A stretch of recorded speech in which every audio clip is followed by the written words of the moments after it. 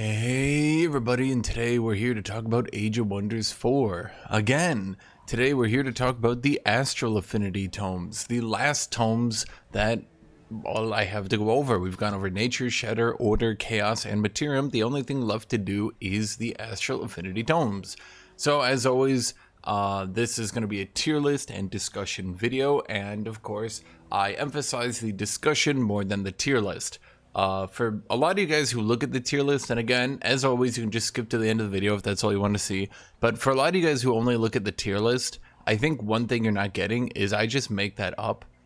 There's actually no rules, there's no like ranking system, there's no laws or anything like that. I just make all that up, and a lot of times I get it wrong. Most of the times I would say I get it right, but sometimes I get it wrong. And as always, there is one thing that a lot of people don't really understand about, you know, tier lists on tomes, on things like this, is that there are some tomes, and some people who go and they watch my live videos, my streams where I play multiplayer, a lot of times I'll go tomes that I repeat are not very good. And why do I do that? That's because some of these tomes are counter tomes, some of these tomes are good in certain situations, and I like to go over that in this video. But what I try to focus on primarily is this tome good as you build to tier 5? Because again, as always, I like to remind you guys that, you know, this is a Civilization-esque game, Civilization being still the most popular kind of these sorts of games, but this game's pretty different in, you know, the fact that it's got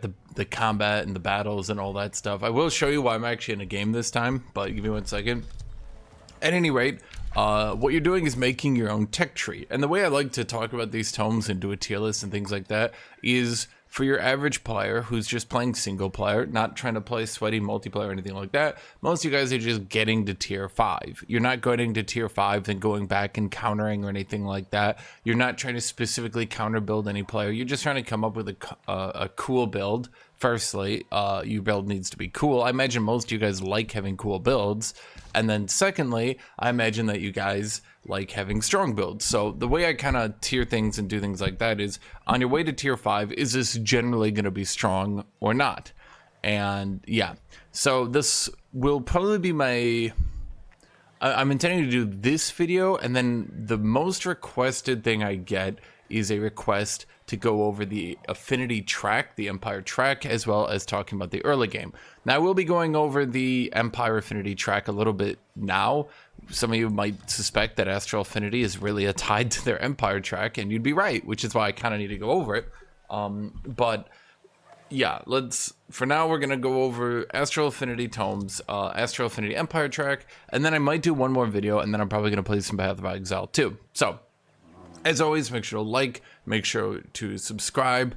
I will, of course, be playing more Age of Wonders 4 multiplayer. They have a cool beta right now. I actually am playing in beta. They have a balance patch that's coming out, adding new classes, 2 new classes to heroes, buffing mythic units because they've been really bad for a while, as well as some other cool changes. So I do think this game still has a lot of legs left in it.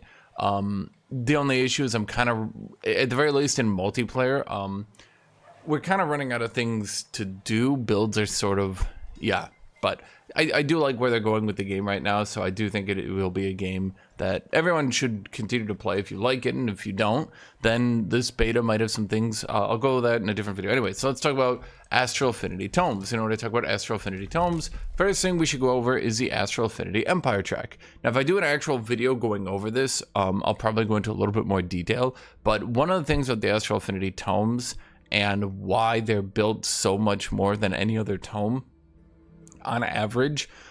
So Order Affinity has some really powerful attributes to buffing your armies. Their hero buffs your army, give it a resistance. So Order Affinity just does some really good things to it. Astral Affinity has some really good things to its Empire track. So Order Affinity is a crappy Empire track. I'm not going to go over that right now, but Astral Affinity has an insane Empire track. So let's talk about this really quick. Let's talk about why Astral Affinity tomes are just generally going to be better. Even if they're not as good, they're just going to be better. And for all the other affinities, I kind of tried to overlook this and just rank the tomes, but for this one, it's kind of hard not to. So let's go through these, and you'll see here really quick. If I compare, I'll just quick look over Chaos Affinity so you can set a bare ground floor. Did I say to make sure to like, make sure to subscribe? I think I said to do that. So at any rate, make sure to like, make sure to subscribe, make sure to leave a comment down below. I need to remind myself to do that. I don't really like doing it, as you can probably tell, but I really need to do that because it dramatically helps my channel, and you guys have been absolutely wonderful about that stuff. So just, you know, thank you for doing that. And as always, you know, I guess just thank you. And again, I should also mention again, it does increase the video's average view duration, which helps engagement, which helps me get the algorithm, blah, blah, blah. It does help if I remind you guys so you don't need to just sit here and stare at the video. You can very easily put me as a podcast. Just put me on the TV while you're on your phone. You might be doing that right now. You might be on your phone right now, and you might be hearing me saying this and going, oh my God, is he looking at me? But no, I assure you, I do the same things. Like, I know you guys, I know. So at any rate, let's go over this right now, okay? Let's look at like what I would consider to be not a very good affinity track, so you can see like what do these do on average. Clearing an infestation grants you a unit based on the infestation defeated. So you're maybe gonna get 3 to 4 to 5 units throughout a game. Okay. Tier 1 units experience 50% faster. Really? Okay, whatever. 3 gold per unit tier killed. Okay, so you're gonna get like 20, 30 gold per battle. Really? Like, who gives? Okay, when you win a battle, you guys get the general idea here. Like, these on average are just not that strong. Now let's look at the Astral Affinity, and maybe you can see why this really impacts the tomes. Okay, casting a combat spell reduces the cost of all other combat spell types by 25% for 2 turns, meaning you can cast on your, well, I guess not on the first turn, until you reach the end at any rate. You can cast on your second turn a combat spell. Then every turn after that, the spell cost of all other spells are reduced by 25%. That includes the combat casting points. That means you can on turn 2 cast 1 spell, turn 3 cast another spell, turn 4, potentially, if you've got 3 different types of spells you're rotating through, turn 4 you can get a spell at half off. Half the combat casting, half the mana. This allows you to cast way more, and for pretty early in the tree can be quite powerful. Second up, we have locking and shuffling research skills cost 50% less, which can matter, but the most important part is research city structures cost 25% less gold and less production to build. This means those research buildings that you like to sprint through, and generally every single city should have all of them, even the Scholars Guild, will cost 25% less gold and 25% less production. That's pretty strong. Up next, we have 20 combat casting points and 20 world casting points. That's pretty strong too. Up next, we have whenever a research skill is researched, the knowledge cost of another random skill is reduced by 25%. This stacks up a lot and can very easily get you through researches, even if you have less research than someone. If you stack bonuses like this, if you have any other sources of knowledge cost reduction on things, on skills they call them here, these do stack, and you can get the knowledge costs reduced pretty significantly. So this is really strong too. Over here we have newly summoned and recruited magic origin units get 1 rank. Well, they can't all be winners. Over here we have every single time one of your units gain ranks, you get knowledge, and the amount of knowledge you get goes up as the unit ranks up, meaning that yes, if you rank 1 unit up all the way from newly recruited to legend, you would get 10, then 30, then 60, then 100, then 150 knowledge. Over the course of an entire army, this does stack up kind of a lot, actually. Over here we have all research posts grant 5 knowledge and all conduits grant 5 mana. So remember, research posts will be the thing you have the most of in your empire, and this just doubles the amount of knowledge you get from them. So down here we can see that farms grant 5 food, and a nerf in the beta they did that I do kind of agree with but calls into question some other things is mines grant 5 mana over here. Now this is a tier 2 and this is a tier 3, and this is pretty deep in the tree, but this is way stronger than anything any other tree can do. Over here we have your Throne City gains 10 knowledge for each magic material your empire has access to, meaning if you have 5 cities and each of them have a resource, you get 50 knowledge. Okay. Up here, whenever you use a teleporter, you just heal more, and your action points, you get a little bit of reset. So it's okay.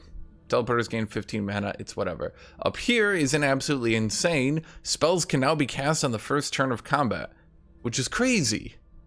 Then over here, no, I'm not done yet. The one-time use, Rite of Conjuration. Immediately conjure a defended magic material near each city in your empire. Now, of course, if I do a video going over this, I'll probably spend a bit more time going over this. But this means that each city gets more magic materials, and then that contributes more to here. So this will probably, if you have 5 cities, is 50 knowledge, maybe more, maybe less. This will be if you have 5 cities, 50 knowledge. So there's so much knowledge in here, so much buffs. This tree alone allows you to just zoom through, and I notice my camera's a little bit high right now. This tree allows you to zoom through and just reach higher tier tomes. So I had to say all that because when we go into and we start discussing now, when we start discussing this Astral Affinity tomes, know that each tome in Astral is going to be better simply because it's Astral.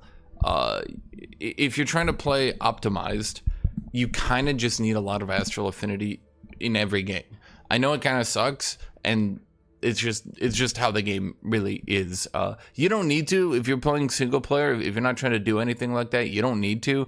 I'm just saying that, like, if you're trying to do like an optimized, like min-maxy screw roleplay or anything like that, you're gonna need some Astral Affinity. So there are some dud tomes here, but the good tomes are gonna be even better because they're gonna be good sources of that Astral Affinity. So let's talk. First up, we have Tome of Warding. Before we go into Tome of Warding, we need to talk about, of course, the Phantasm Warrior, because the Phantasm Warrior is a very unique unit that has some attributes you're not really gonna find anywhere else.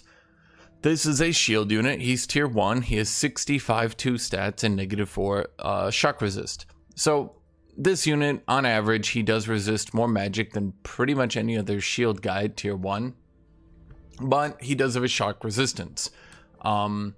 He has only -2 because he's got this 2 resistance right here. But he does have a little bit less health than some other defensive units. But if I just want to compare here real quick. No, Primal. So, normal tier 1 unit is, for at least a shield, normally it's 75-0. That's Barbarian, and that's also Primal. High actually has 75 HP, so they're a little bit higher. But if we look over here, this guy has less. It's 65-2. Now, I'd be saying he's a summon, so does it really matter? Well, yes. This unit counts as a magic origin unit, but he also counts as a racial unit. So he gets all the buffs from your traits and all the buffs you give to magic origin units, should you have any, if you were, say, Mystic Summoning. So this unit is quite good. He also has his base melee attack does 4 lightning damage by default, so instead of 10 physical, it's 6 physical, 4 lightning, so he'll outdamage other characters. So long as you do not hit lightning damage with the Phantasm Warrior, he will be pretty strong. So I just needed, he's a really good guy right here. Tome of Warding is really good for this Phantasm Warrior. Now, of course, you go on to Staves of Warding, which is also, I would say in the past, support units started to be brought out of your armies and no one really used them.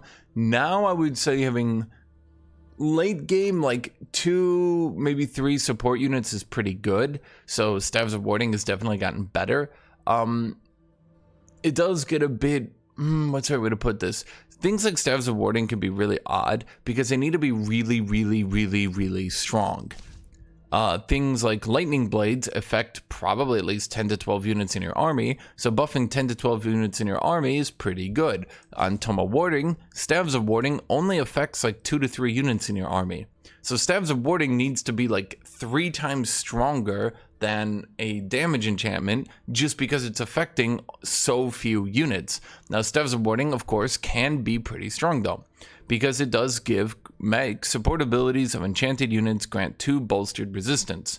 Support champions tend to have the most ability uses in the game, and what's more, they can potentially have some AoE abilities. So if I was playing Oathsworn, for example, this would make that AoE heal grant 2 bolstered resistance to every single unit.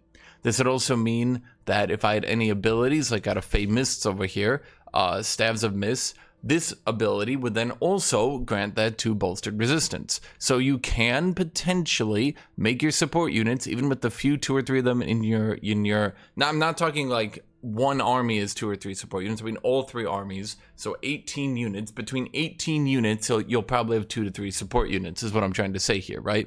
So, Fey Blessing, now this one does have range. I think they should probably rework all the support abilities to have range, because it gets really janky to try to use supports with melee range abilities. But Fey Blessing, this would then heal 10, grant Clinging Mist, positive status effect, and then also 2 bolstered resistance. So this can be really strong depending on your build and depending on what you do. Mark of Invulnerability is coming off a tier 1 tome. So this is just a tier 1 tome spell, but this is a spell that does stay relevant pretty much throughout the entire game. Target friendly unit becomes invulnerable for 1 turn, which is okay, but then all negative status effects are removed. This is really strong, actually. Now, I have said in the past that only affecting 1 unit does mean that that effect needs to be really strong, because you're spending your entire turn of spellcasting on a single unit. But this is pretty decent in the early game for granting for only 15 mana. You make a unit vulnerable for an entire turn, but then cleansing everything off said unit, in addition to making them invulnerable, can really swing a fight. Even in the late game, if your lord or something gets frozen, stunned, etc., and they try to focus them and bring them down to like half HP, not only are you guaranteeing that they are invulnerable for a turn, so they can't kill them at all, but then you're also saying all these effects are cleansed. So this can be pretty good. Now, Magical Wards is also a pretty good minor race transformation. This gives your entire race 2 lightning resist, 2 fire resist, 2 frost resist. Now, of course, this isn't as strong as those later game racial transformations with 2 resistance, but resistance to these particular debuffs can be pretty good. The dot damage that most affects you is burning and electrified. Those are the 2 most common dots in the game. Fire resist and lightning resist reduce the damage of a dot, but resistance, regular resistance, does not reduce the damage of a dot. So this would actually turn a full stack of burning from 20 damage to 15 damage. So Magical Wards is actually a bit stronger than it appears when you look at it like that. Static Shield is also something I've never really gotten it to be very useful.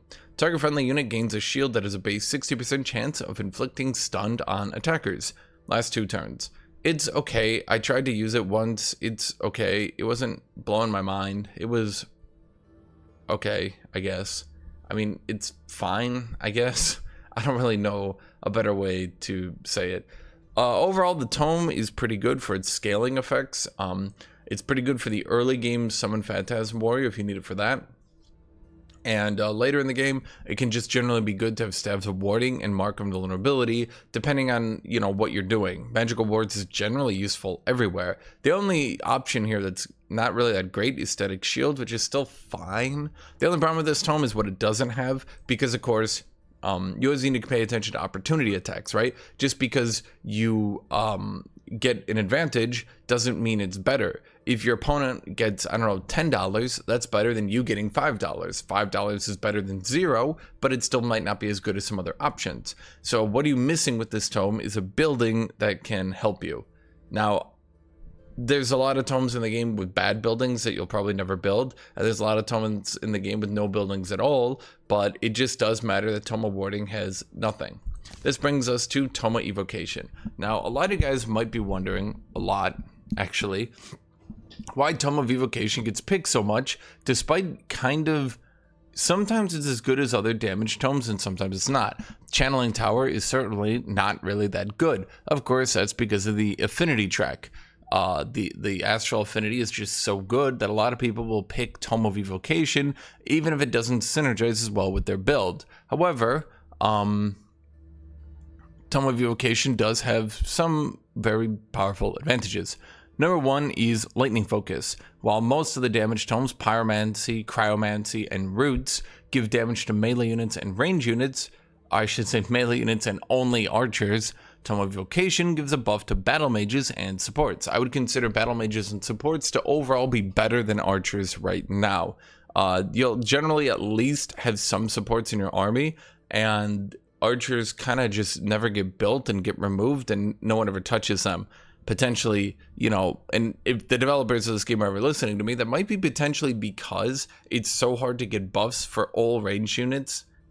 Most buffs will only affect battle mages and supports, or only affect skirmishers and range units, while for melee buffs will generally just buff all melee. You know, you don't tend to get buffs that only affect shock shields and polearms, but not fighters and skirmishers. You'll get buffs that hits everything. So no matter what build you go into, no matter what unit you have, you go this one.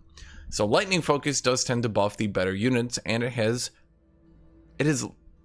less chance of electrifying enemies, but it does generally buff more useful units as the game progresses.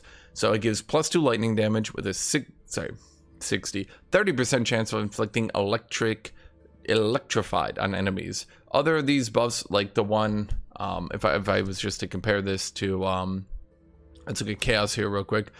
Tome of Pyromancy, Fire Arrows is a 60% chance of inflicting burning, but does +2 -1. So if we look here once again into Lightning Focus gives more damage, +2. It doesn't give that -1, and it only gives a 30% chance of inflicting electrified. Now, of course, this is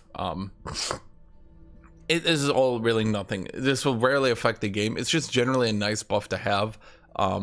This will generally make it, if you did go some battle mages, or if you do have some supports in the back, supports of staves, they do a single hit, so they'll do +4 damage with, I think, a 60% chance of inflicting electrified. I think that's about it. So, you know, it does mean that your supports, if they ever need to attack, they will hit decently hard. Overall, it's fine. It's not something I would care about if it wasn't in a tome that has a lot of good stuff anyway. Fulmination, enemy units in a 1 hex radius, this is a combat spell, they suffer 15 lightning damage and have a 60% chance of becoming electrified. So this is 10 mana, 15 combat casting. It's a decent AoE. There's no condition here. You don't need to like debuff them. You don't need to stack enemies around them or anything. You just deal damage to enemies and have a chance to electrify them. It's a pretty good combat spell. It's not going to scale into the hyper late game, but at only 10 mana, it's going to be pretty good in the early game, and even sometimes in the late game, you just need a little bit of damage from a spell. You just need to finish off a unit that lived with 5 HP, and so Fulmination can come in handy there. Lightning Blades is, of course, just a generic damage buff enchantment for melee. As I've done more and more of these tomes, one thing you might be noticing is that I get better and better and better at this game as I continue to play more and more, particularly in multiplayer and against people that also know what they're doing.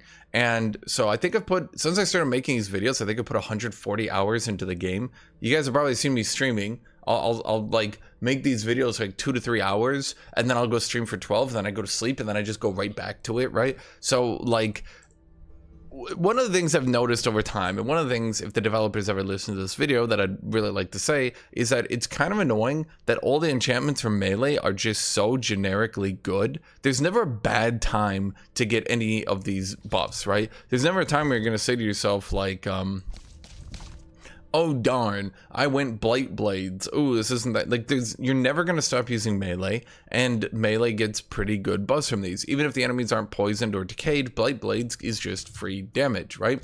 So, and I just wanted to say that because it's like annoying to me that you have these range buffs and the range buffs aren't as good, and also while not being as good, they only affect half of the range damage types, while the melee effects affect all melee and then are just better.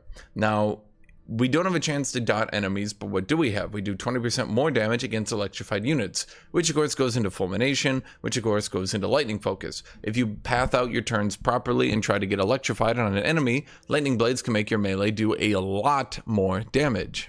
Okay, this is Lesser Storm Spirit. It's, boy, I suppose I ought to go look at him. He's, of course we have to, go here because nothing can be easy in life. So Lesser Storm Spirit, he's just a charging melee unit. He runs forward, he bonks enemies. The bonk does a good chunk of lightning damage, so it does do a good bit of damage. The downside here is 45 HP, 1/1, makes him actually squishier than a Dark Warrior. He does have one advantage in that he's 60% harder to hit by physical, ranged, and magic attacks. So if you're actually trying to hit him with ranged attacks, he can be quite difficult to hit, but if you hit him in melee, he tends to die. This means as a summon, he tends to die a lot as a summon. He will constantly be dying. This unit will constantly just be dead. The best way to use him, honestly, is to just summon him, have him go pick a fight where your army doesn't need to move to, It's like you're moving your army down a road, and you don't want to constantly be like walking down into the forest to go get into these fights, and you just use storm spirits and you just summon them, ram them into the army, take the fight, support it with your main army. The storm spirit will often die, not always, but often, and if he does die, you just summon down a new one. They're kind of just like seeker missiles for you. Now Evoker, this is part of the beta. Now I'm going to assume this is going to go live because they've never like undone a buff before. They've never undone a buff before, so I'm assuming they're not going to undo these buffs. Evoker went from 10 lightning damage to 12, which is pretty good. Oh, they did nerf his electrifying arc though. So lightning evocation in the beta got nerfed from hitting 4 targets to hitting 3 targets. Electrifying arc seems to have also suffered from that, or maybe it always hit 3. I don't know. So Evoker is a battle mage, which are generally not used. Battle mages are probably the least used units in the game because they're squishy. I mean, the main thing with battle mages is they're supposed to AoE, and they're supposed to be good at AoEing enemies. The downside is that the longer the game goes on, the more and more resistance starts to hit the game. And before this patch, at the very least, the beta patch, the beta balance patch, it'll probably go live. They actually did less damage. So they, like an archer would do 12 and they would do 10, and the compensation was that, well, they're doing magic damage, so they do less, but they do magic damage. But the problem was, as the game went on, more and more people would have more and more resistance. So here I am using this squishy, immobile character who's just going to get stomped on. And also, he didn't really do that much damage to begin with. Now, there is a problem, and I do keep bringing this up for the developers, okay? As the game goes on, we can see that people will maybe, let's go to Warbeard for example, they got 4-3 resistances, so they'll have less magic resist than they will have defense. The problem is, as the game goes on, more and more people are just going to be spamming Pyre Templar. Pyre Templar did get a nerf in the beta to 4 defense from 5, but Pyre Templar has so much resistance, even now, and once you start getting blessed armor, and once you start getting all this defense and blah, blah, blah, blah, blah, you start running into the issue where you don't really care if damage is magical or physical. They'll both generally be resisted at the same amount. So units over here, like the Evoker, and all battle mages as a whole, just run into an issue where they're good in the early game, still okay in the mid game, but fall off more into the late game. Now, of course, pushing the battle mages to have 2 more damage on their attacks, I think that affects every battle mage, but don't quote me on that. Let's say most battle mages got 2 more damage on their attack, bringing them to the regular attack level. Since most units will have less resistance in the early game, this does mean that the Evoker is better at being a kind of tempo mid-game unit now. Now, the downside, and tell me if you're tired of me hearing this, hopefully they do change this at some point, Tier 2 units continue to be in this awkward spot. Tier 2 units are way more expensive to recruit than a Tier 1 unit. I think a Tier 1 unit, I mean, if I can actually just check this because I am in game. A Tier 1 unit is, what is a draft of a Tier 1 unit? Yeah, 80. So a Tier 1 unit is 80 draft, a Tier 2 unit is 140 draft. So a Tier 2 unit is almost twice as expensive to draft as a Tier 1 unit. Do you really think they're going to be twice as good? Probably not. So of course this leads us to an issue where they'll generally have less veterancy because there's a lot of buildings that give veterancy now to lower tier units. Tier 1 can get more veterancy from things like prolific swarmers. They can get more veterancy just from the generic city buildings. Tier 2 units don't do that, so they're almost twice as much to recruit. You need to build up your cities to actually be able to recruit them, and they're not going to be twice as good. They're going to be, I would wager, 20, 25, maybe 30% tops better. Is in the early game, when you're trying to fill out to 18 units to fill out a whole battle, because you want to take an early battle, the most important thing you can do is fill out all 18 units.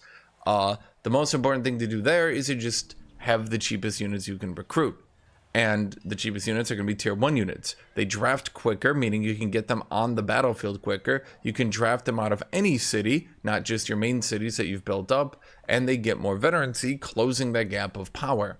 So the Evoker runs into an issue where it's a Tier 2 unit in a world that doesn't really like Tier 2. For the late game, you're going to be looking more at, well, I should say in the mid to late game. In the mid game, you're going to be looking at recruiting full armies of Tier 3 units. And then in the late game, you're going to want those Tier 4 racial units from tomes. So the Evoker runs into an issue. His ult tier 2 do, where tier 2 is just the least useful tier right now.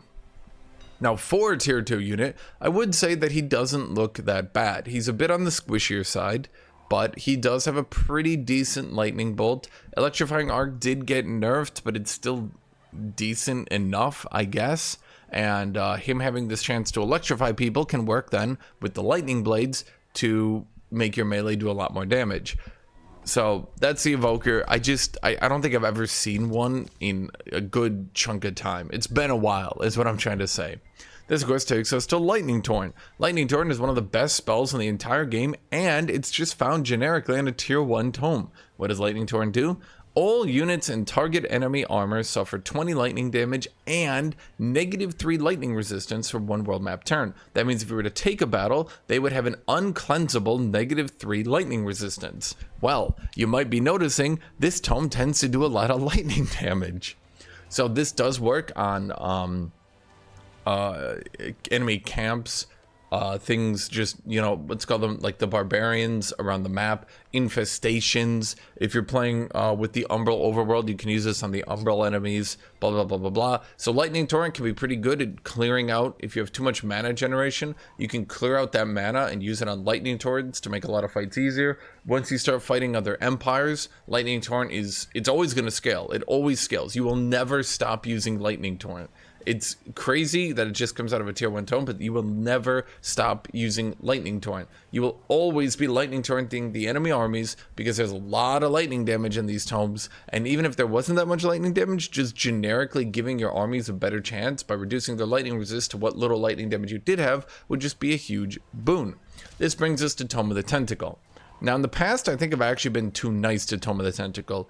I've gone over it in my Shadow Tomes, so I'm probably going to try to spend less time on it here because I can already see I'm at 30 minutes into this video and I've gotten through 3 tomes. Okay, so let's talk about Tome of the Tentacle. This tome does not give us a building, so we do not have any of these powerful tier 1 buildings. I should mention, Tome of Evocation gives a mana building. I don't care. I'm not even going to go over it. No one cares. Tome of the Tentacle, on the other hand, doesn't give us a building, and first up is Conjure Tentacle. Now, Conjure Tentacle is basically something of a side grade to Vine Prison. Vine Prison is a very, very, very, very powerful spell coming out of Tome of Roots that summons down 5 living vines that will constantly try to constrict enemies, put them in a zone of control, and just generally be, well, really annoying and hard to deal with. It's kind of the best way to put it. Tome of the Tentacle summons a single tentacle, so instead of 5 tentacles with 10 HP, you get 1 tentacle with 50 HP, but then it strikes an enemy and tries to constrict it on every single strike. Now this does give you damage, and you can flank this behind an enemy, and you can hit them in the back, get that flanking damage and do a little bit of damage. It's a decently consistent constriction, at least on one enemy, but it's not guaranteed, it's always a chance. It's okay. It's not bad. It's not going to scale that well, and as we get later and later into the game, there's going to be more status resist, making it even less and less viable, whereas the Tome of Root summon can generally get more ranks on a lot of different things. If you get Astral Affinity, you can get +1 rank to magic units. You can also give some ranks to plants. There's some janky stuff you can do right there. I've gotten my tentacles to some with 40 HP, so 5 tentacles with 40 HP, or 1 tentacle that would have 80 HP, right? Like, if we're just trying to generate HP and generally be really annoying to enemies, Conjure Tentacle, I think I was too nice to it in my previous video where I talked about it. It's just not as good as other summons. It's not bad, but it's just, there's no reason to go with Tome of the Tentacle to get Conjure Tentacle when Tome of the Roots has a melee enchantment, and it's also got a very powerful spell. Now, Constrictor is a tier 2 unit. I have talked about it once again in the past. Let's go over it again, though. Where the tier 2 unit, I just explained all the problems with tier 2 units. It doesn't scale to tier 3, just the base stats alone will put it at a negative. It does have very powerful abilities, and it does count as a polearm unit. That means that it always gets first strike, it gets charge resistance, and it gets that anti-large, anti-cavalry effect. It does decent enough damage and has a chance to constrict on every hit. That chance to constrict is 60%, so if you triple hit an enemy, you've got a decent shot at constricting them. Constricting deals 10 damage per turn and immobilizes, so it's a pretty good effect to have. The most important feature is pull. You try to pull an enemy 3 tiles away, so that would knock it 2 tiles into you. 90% chance. If it's successful, they get constricted and then get pulled to you. So it's not guaranteed, but the earlier and earlier in the game you can get constrictors, the more powerful they're going to be. The problem is, of course, it's hard to rush people with tier 2 units due to their draft cost. And once you actually start getting lots of draft and once you start getting lots of power, you're going to want tier 3 units. The constrictor's base stats are just going to fall off as compared to, let's say, some tier 3 units out there. Now, I would say of all the tier 2 units, the constrictor is one of the more usable ones because she's just really unique and really strong when she works out. That's really all I have to say. She's just very unique and very strong when she works out. So of all the tier 2 units, the Constrictor is probably the more usable one. The only problem with the Constrictor is she's coming from this tome, which, well, let's go through. Up next, we have Constricting Focus. This only affects battle mages and only affects supports. So once again, we have another buff that only affects half of ranged units. All melee or half of range? And melee are going to be the most units in your army. So like 2 or 3 units out of your 18 units, if you've got 2 or 3 supports, they're going to have a 60% chance on hit to constrict an enemy. Now that attack needs to hit, and it is 60% chance because it's 30%, but doubled to 60% for non-repeating attacks. That 60% is not going to be a very consistent hit once you start factoring in status resistant, things like that. You can't play around it. If you're trying to go a full battle mage army, the chance to actually constrict an enemy is going to be so small on your multi-attacks. And this is only base magic attacks. This does not affect AoEs. Because, and I think I need to explain this because some people didn't actually get what that means. If I hover over a unit's attack, we can see here Electrifying Arc counts as a magic attack. Lightning Bolts counts as a magic base attack. So only Lightning Bolts would get the constricting chance, not Electrifying Arc. So even the one thing you're probably thinking that this tome is good for, AoE constricting and just rolling the dice, because, you know, if I hit 4 units, maybe it'll work on one of them, right? It doesn't actually work like that. So Constricting Focus, it's very inconsistent, and I would say just not very good. Retaliating Growths is interesting. It can be powerful in the right situation. So this unit has a base 60% chance to inflict enemies with its base melee attacks. It is unlimited retaliation attacks, hyper awareness, and defensive masters. Now, when we look at these 3 combined, unlimited retaliation gives you, well, it gives you unlimited retaliation. I hope I don't need to explain that one. Hyper awareness means you can never be flanked, meaning you will always attack and retaliate against enemies. Then defensive masters always puts you in defense mode. Defense mode makes you tankier, and your zone of control is now in all adjacent hexes, so you'll retaliate to any enemy hitting you from any direction. So retaliating growths, you run up a melee unit. Anyone tries to hit you, you hit them back unlimited times. Even if an enemy flanks you, you hit them. You can take your turn, attack an enemy, and still end in defensive mode. This lasts for 2 turns. It's interesting, and I would say it's actually pretty decent in the early game. In the beta, they are nerfing early game heroes, so they can't kind of just solo carry you. So I guess going with a warrior and retaliating growth them is a little bit less useful for early game fights.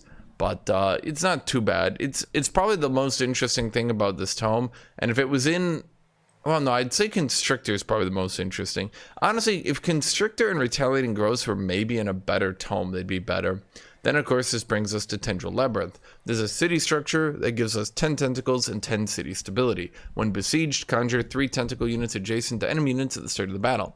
Now, the problem with how this works out is if a city is ever besieged, you're likely going to get obliterated in the siege. Siege projects are so strong that you would need to stack so many buffs on your city to overcome siege projects. Siege projects just start doing so much, especially as you get later and later in the game, that you just can't really win. So we're mainly looking at the 10 gold and 10 city stability, which is good, but city stability tends to be something where you either need it or you don't, and often you just don't need it. The 10 gold is fine, but we're building an entire building for effectively 10 gold then, which is okay.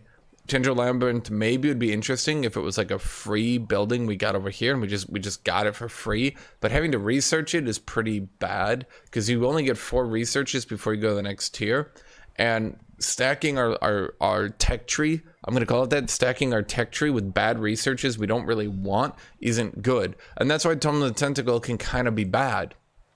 Because every time I get 3 new spells to research, every time I finish a spell and I move on to the next one, my list is going to be filled up with things like Tendril Labyrinth, Constricting Focus, and if I'm mid to late game, Retaliating Growths, I don't want that, Constrictor, I don't want that, Conjure Tentacle, I don't want that. So if my entire intention was to just get Tentacle, Constrictor, and maybe Retaliating Growths for the early game, then I'm still filled with 2 buildings that are screwing me over in the mid to late game that I could be rolling up instead of anything more useful. So I was a bit nice to it in the past, but Tome of the Tentacle is just not good, and no one goes it. Tome of Scrying, okay. Astral tier 2 tomes are bad generally, and a lot of people feel bad about going them because they're just kind of generally not really that interesting and kind of bad. So let's try to get through these a little bit quicker. Mental Mark. Target enemies in 1 hex radius get 2 marked and 3 centered resistance. It's a pretty decent spell, 15 mana only. It can give you a good chunk of damage, and the marked is pretty good. If you're going with battle mages, because, I mean, they did get buffed in the beta, so maybe some people try to do it. You're trying to go with battle mages, reducing their evasion, reducing their resistance can be pretty good. It's a pretty spammable tier 1 spell, so you just put this in combat, you spam this on enemies, it can be fine. Scry enemy. All enemies in target army provided with vision for 15 turns. Now, as always, I'm not trying to say this is bad. I'm not trying to say like, oh, this is useless. But I'm trying to say is, while your enemy might be in a tier 2 tome that's buffing them, that's giving them a lot of power, you're in a tier 2 tome that's allowing you to see an army that you already see if it moves away from you. I'm not saying that's useless. I'm just saying, like, your enemies are scaling and getting powerful units in tier 2, and you're scrying an army. Okay. Summon Watcher is a battle mage that you can summon. Now, I do believe, I know I keep saying this, but I don't have the list in front of me. I guess I could just grab the list. I should really do that just to double check which is actually getting buffed in the beta. And let me look here. Is a Watcher? Nope, the Watcher, they did not say. Oh, shoot. Hold on here. Oh my god. You know, it's frustrating. Okay, let me go here. Is he in here? No, he's not. Okay, sorry. I just need to double check that because if the beta doesn't go live, I just wanted to clarify that. Sorry for taking some time there. But Watcher is just here. He seems to be good. He's got 14 damage, which is decent enough for a tier 3 unit. He's got Psychic Gauge. Target enemy unit sustains damage, has a 60% chance of becoming stunned, and gains 2 marks. So at 6 range, this is a pretty solid damage nuke from long range. His stats are 75, 4, 2. Now he's a tier 3 unit, so that means for tier 3 unit, he's not like squishy, but he's not entirely tanky either. Demolisher, Farsight, Pass-Through, Scrying Eye. It's immune to flanking and becoming distracted, True Sight. So his whole thing seems to be that you can detect invisible enemy armies and see from a bit further on the world map. His actual in-battle effects are fine, but not really that great. Now, he's not a racial unit, so he won't be getting your buffs from your traits. He won't be getting your buffs from evolutions, transformations, things like that. And he won't be getting your buffs from a lot of your unit enhancements because he counts as a battle mage, which, as we've gone through, don't really get buffed that much. So the Watcher is like fine, and if you're doing a lot of lightning damages in your build, you can use him to try to fill out your army with some decent summoned range units. He's fine, I guess. Tower of True Sight. This domain gains 6 vision and True Sight, making it possible to spot invisible or camouflaged enemies. Once again, we need to be looking at the opportunity cost. While you're summoning units to give you True Sight and vision in your army, and trying to get vision over armies you already have vision of, and making your cities see longer, while you're doing all of this, your enemies are just using their tier 2 tomes and just buffing themselves and scaling to late game. It's just something you need to consider an opportunity cost. guided projectiles. Now this does affect all ranged units, so you know, good job to who designed that. Ignore accuracy penalties from the obscuring condition caused by units that are in the way and certain terrain. So this isn't actually a bad enchantment, I would say. It just comes from a really bad tome. This allows you to attack over your allies with no penalty. And it does allow you to attack through terrain, things like brushes, trees, things like that would reduce your accuracy. Effectively, what this does is allow your accuracy. It basically gives a little bit of range, not range, what's the word? Accuracy, yeah. It just gives a little bit of accuracy to all your units. I mean, in a way, it does increase range. I guess as I was trying to say, I have ADHD, my thoughts get jumbled. Because it does allow you, so like, if you have allies and you're trying to attack over your ally, you get a penalty unless you're adjacent to them. So what you can do with this is sit back further and shoot over your allies without getting that accuracy penalty. But do remember, the further you are away from a target, the less accuracy you have, and it's really hard to get accuracy on your units. Overall, Tome of Scrying, just not really that important. It's not really doing anything. If you guys ever get, some of you guys go, oh, but doesn't this effect seem cool? You have to remember when you get to tier 4 or tier 3 tomes and you think back, like, why do I feel so weak? Look back at like some of the tomes you've gone and think, what is this tome really doing for me? So Tome of Fey Mists is, of course, the only decent tome here. It's a pretty decent tome. I don't see it very often, but it is pretty decent. It has some pretty good attributes to it. So, of course, I'm going to go over the summon last. I'm a little bit annoyed always having to go there, then reopen the thing. But, so we've got Summon Mistling, which is a decent summon. I'll go over that later. Stabs of Mist. This gives all your support units Fey Blessing. There's a range 3 free action. Your ally heals 10, gets a stack of Clinging Mist, and then gains a random positive status effect. Now, when I went over this in the Nature Tome, I spent a lot of time in it, and I think I made it way more confusing than I should. Clinging Mist makes all melee, physical, ranged, and range attacks targeting you suffer negative 15% accuracy. So basically, all enemies hitting you suffer negative 15% accuracy, even melee attacks. Now, the problem is, the math on it is a bit confusing and not a lot of people understand it. Effectively, each attack that doesn't hit has a chance to graze an enemy. So even if you give an enemy a very low hit chance, they still have a chance to graze you. Grazes deal half damage, and they still directly apply all the debuffs and stuff. Now, it's either you have a 25% chance to graze or half your miss chance to graze. It's kind of weird, but I think the 25% chance is better. So Clinging Mist seems good in theory, but the reality of the situation is until you stack it 3 times, your enemy's basically going to graze all those attacks he misses anyway. So it's not really negative 15% accuracy, means negative 15% damage, just to keep that in mind. And then you get a random positive status effect. So Fey Blessing is actually a pretty good buff for your support units. I really like it. It's very powerful. But again, you have to remember you're only going to have a couple support units. You need to weigh that in value against buffs that affect more of your army. Fey Embrace, this is a spell. It's only 15 mana, but it's 20 combat casting. In a 1 hex radius, you place down mist clouds. Then friendly units get 2 random positive status effects that you cast it on. Now, Mist Clouds combos with Fey Touched. The general idea here is Fey Touched gives you Fey Guile. You ignore the vision penalties from Misty, and you ignore the accuracy penalties from Clinging Mist. So the best way to counter Fey Mists is by going Fey Mists, but Fey Mists is questionably good to begin with. Now, Fey Guile, this is just a buff to your entire race. At the end of your turn, if this unit is in an obscured or mist cloud, it gains a random positive status effect. Then you ignore the vision penalties from Misty and Clinging Mist. Okay, so, oh boy. Yeah, enemies that end their turn on this hex get Clinging Mist. So you put down mist clouds, you end your turn on it, you get a stack of Clinging Mist. It stacks up to 3 for negative 45% accuracy. Then you get 2 random status effects.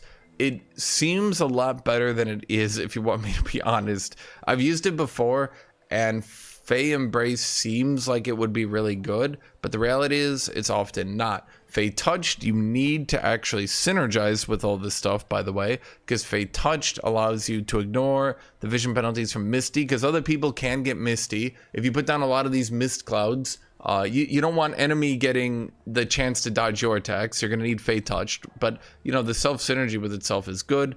And then of course, on the world map, you can make a target province Misty. Now, Misty, any unit in that province has universal camouflage, -4 vision range, and then if you take a battle in a province that's Misty, mist clouds will randomly appear all the time. Now, the general idea behind the Tome of Fey Mists, and it's a bit more complicated because it's a DLC tome, right? But the general idea here is that you combo all this together, and it is a really good synergistic tome with itself, right? Some of its effects aren't that big, but they kind of combo together to be more than the sum of their parts. It does, of course, suffer from the fact of it often runs into an issue that you want to stack as many tier 1 and tier 2 tomes together as you can. A lot of people just go 3 tier 1 tomes, stack the enchantment buffs on their units, grab 1 tier 2, and then move on to tier 3. So the problem is Fey Mist outperforming another tome that could also just be buffing your units? So when we look at the effects as a whole,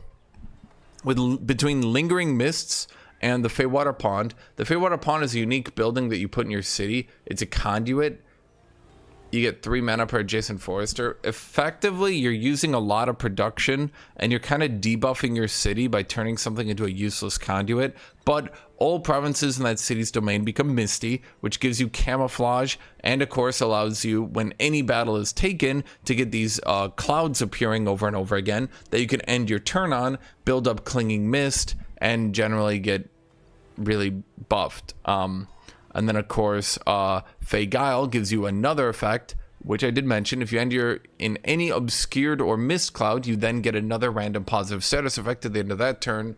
So that does stack with Fey Embrace. So Fey Embrace, you put this down, you get 2 random positive status effects. You get mist clouds. You end your turn on the mist cloud, you get another random positive status effect. Then you also get the Clinging Mist. Anyone gets a Clinging Mist, but that third random positive status effect that comes Fey Touched. If your enemies try to end their turns in the mist clouds, you ignore the accuracy anyway. You also ignore the vision penalties, so you don't get that reduced vision range, blah, blah, blah, blah. The tome works. You're kind of making your units really tanky in a really weird way. Now, of course, what is the downside of Fey Mist? That's kind of obvious, really, when you think about it.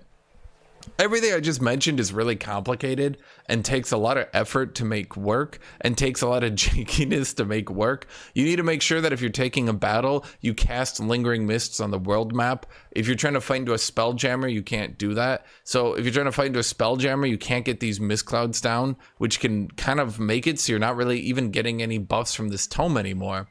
The Staves of Mist is really good for your support units to build up Clinging Mist, but if you can't get that Clinging Mist built up anyway, 1 stack of Clinging Mist doesn't really do that much. The Fey Mist transformation also relies on you getting these mist clouds down, so if you're ever trying to fight into a Spelljammer, this entire tome just kind of turns off. Additionally, later in the game, casting mist clouds down is just not, like, you don't want to be spending an entire turn doing that, but you have to, or else the tome doesn't do anything. Overall, it's a very good, powerful tome. It's kind of janky and difficult to use. Now let's talk about the Mistling. The Mistling, as everything in this tome, is very, very, very complicated. He gets 2 different abilities. He's a pretty decent skirmisher. Now, for being a tier 3 skirmisher, he's I think I mentioned this the last time I went through this tome. Correct me if I'm wrong, but I think I did. He's just as tanky as a skirmisher, but he does suffer from the fact that he's a non-racial unit, so he doesn't get evolution bonuses, he doesn't get trait bonuses, he doesn't get any of that stuff, right? So he's going to actually be on average squishier than units. He does count as a Fey, which gives you the +4 blight, or sorry, -4 blight resist, +4 spirit resist. This can actually matter. There are a lot of armies that do lots of spirit damage, and the spirit resist can, because it's so high, it's 4 spirit resist, that this unit can actually be kind of hard to kill with those armies. Now, his basic attack only does 26 physical, but it does count as a melee base. He only uses it once, strike target enemy unit, and then teleport back 3 hexes. Now, what's good about Misty Strike is if your enemy doesn't have first strike, you get to hit them before they even retaliate against you, and then you just teleport away from them. It builds a bit of space, kiting away from enemies. It does end your turn because you did attack, but it does give you a bit of space. You teleport back 3. If you're targeting a shield unit, Mistling will destroy shield units by spamming Misty Strikes. It can be very frustrating. If you're fighting a spear unit, it will generally not beat a spear unit because the spear will run up, attack it once. It'll attack the spear unit, get first striked, and then teleport back. So even though the spear unit's doing less damage, it's doing more damage over time because it's getting in 2 attacks. It can retaliate. It's a bit confusing. I don't want to get stuck up here. I think I went into it way more. It's just generally good, or it's good against single target enemies or single hit enemies. Worse against charge units, obviously. In fact, I would say it's not that great against charge units. It can be, but its second effect is Fey Trick. Fey Trick, deal damage to target enemy with a base 90% of inflicting a random negative status effect. So this is very powerful, and this is probably the most important part of the Mistling. The Mistling has some other things here. Trail of Mist. At the end of the turn, create a mist cloud on target unit's hex. So this unit will very quickly build up that clinging mist, making it very hard to hit with ranged attacks. Even melee will have a little bit of difficulty hitting it. It will, of course, run into range and hit people with a pretty damaging range single target hit. 24 damage, of which 2/3 of that is magical. So there's a 90% chance of debuffing them as well. So the thing with the Mistling is that Fey Trick does a lot of damage. It does count, of course, as a skirmisher, so it can freely leave opportunity.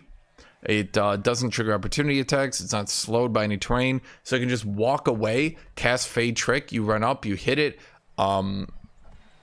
It can either do a Misty Strike to teleport away. Now, I can't remember if its retaliation attack teleports it away or not. I think at some point they were considering changing that, and they either did or they didn't, and now my brain can't tell the two apart. I haven't seen Mistlings used in quite some time, otherwise I would know. At either rate, generally speaking, if an enemy runs up to you, you just walk away and hit him with Fey Trick. That's generally going to be stronger than Misty Strike, obviously. Fey Trick gets physical, ranged, and base buffs. Misty Strike gets melee and base buffs. So if you're doing a melee build, it's probably better to walk around them in an opportunity... walk around them because you don't trigger the opportunity attack, hit them in the back, and just get that flanking attack.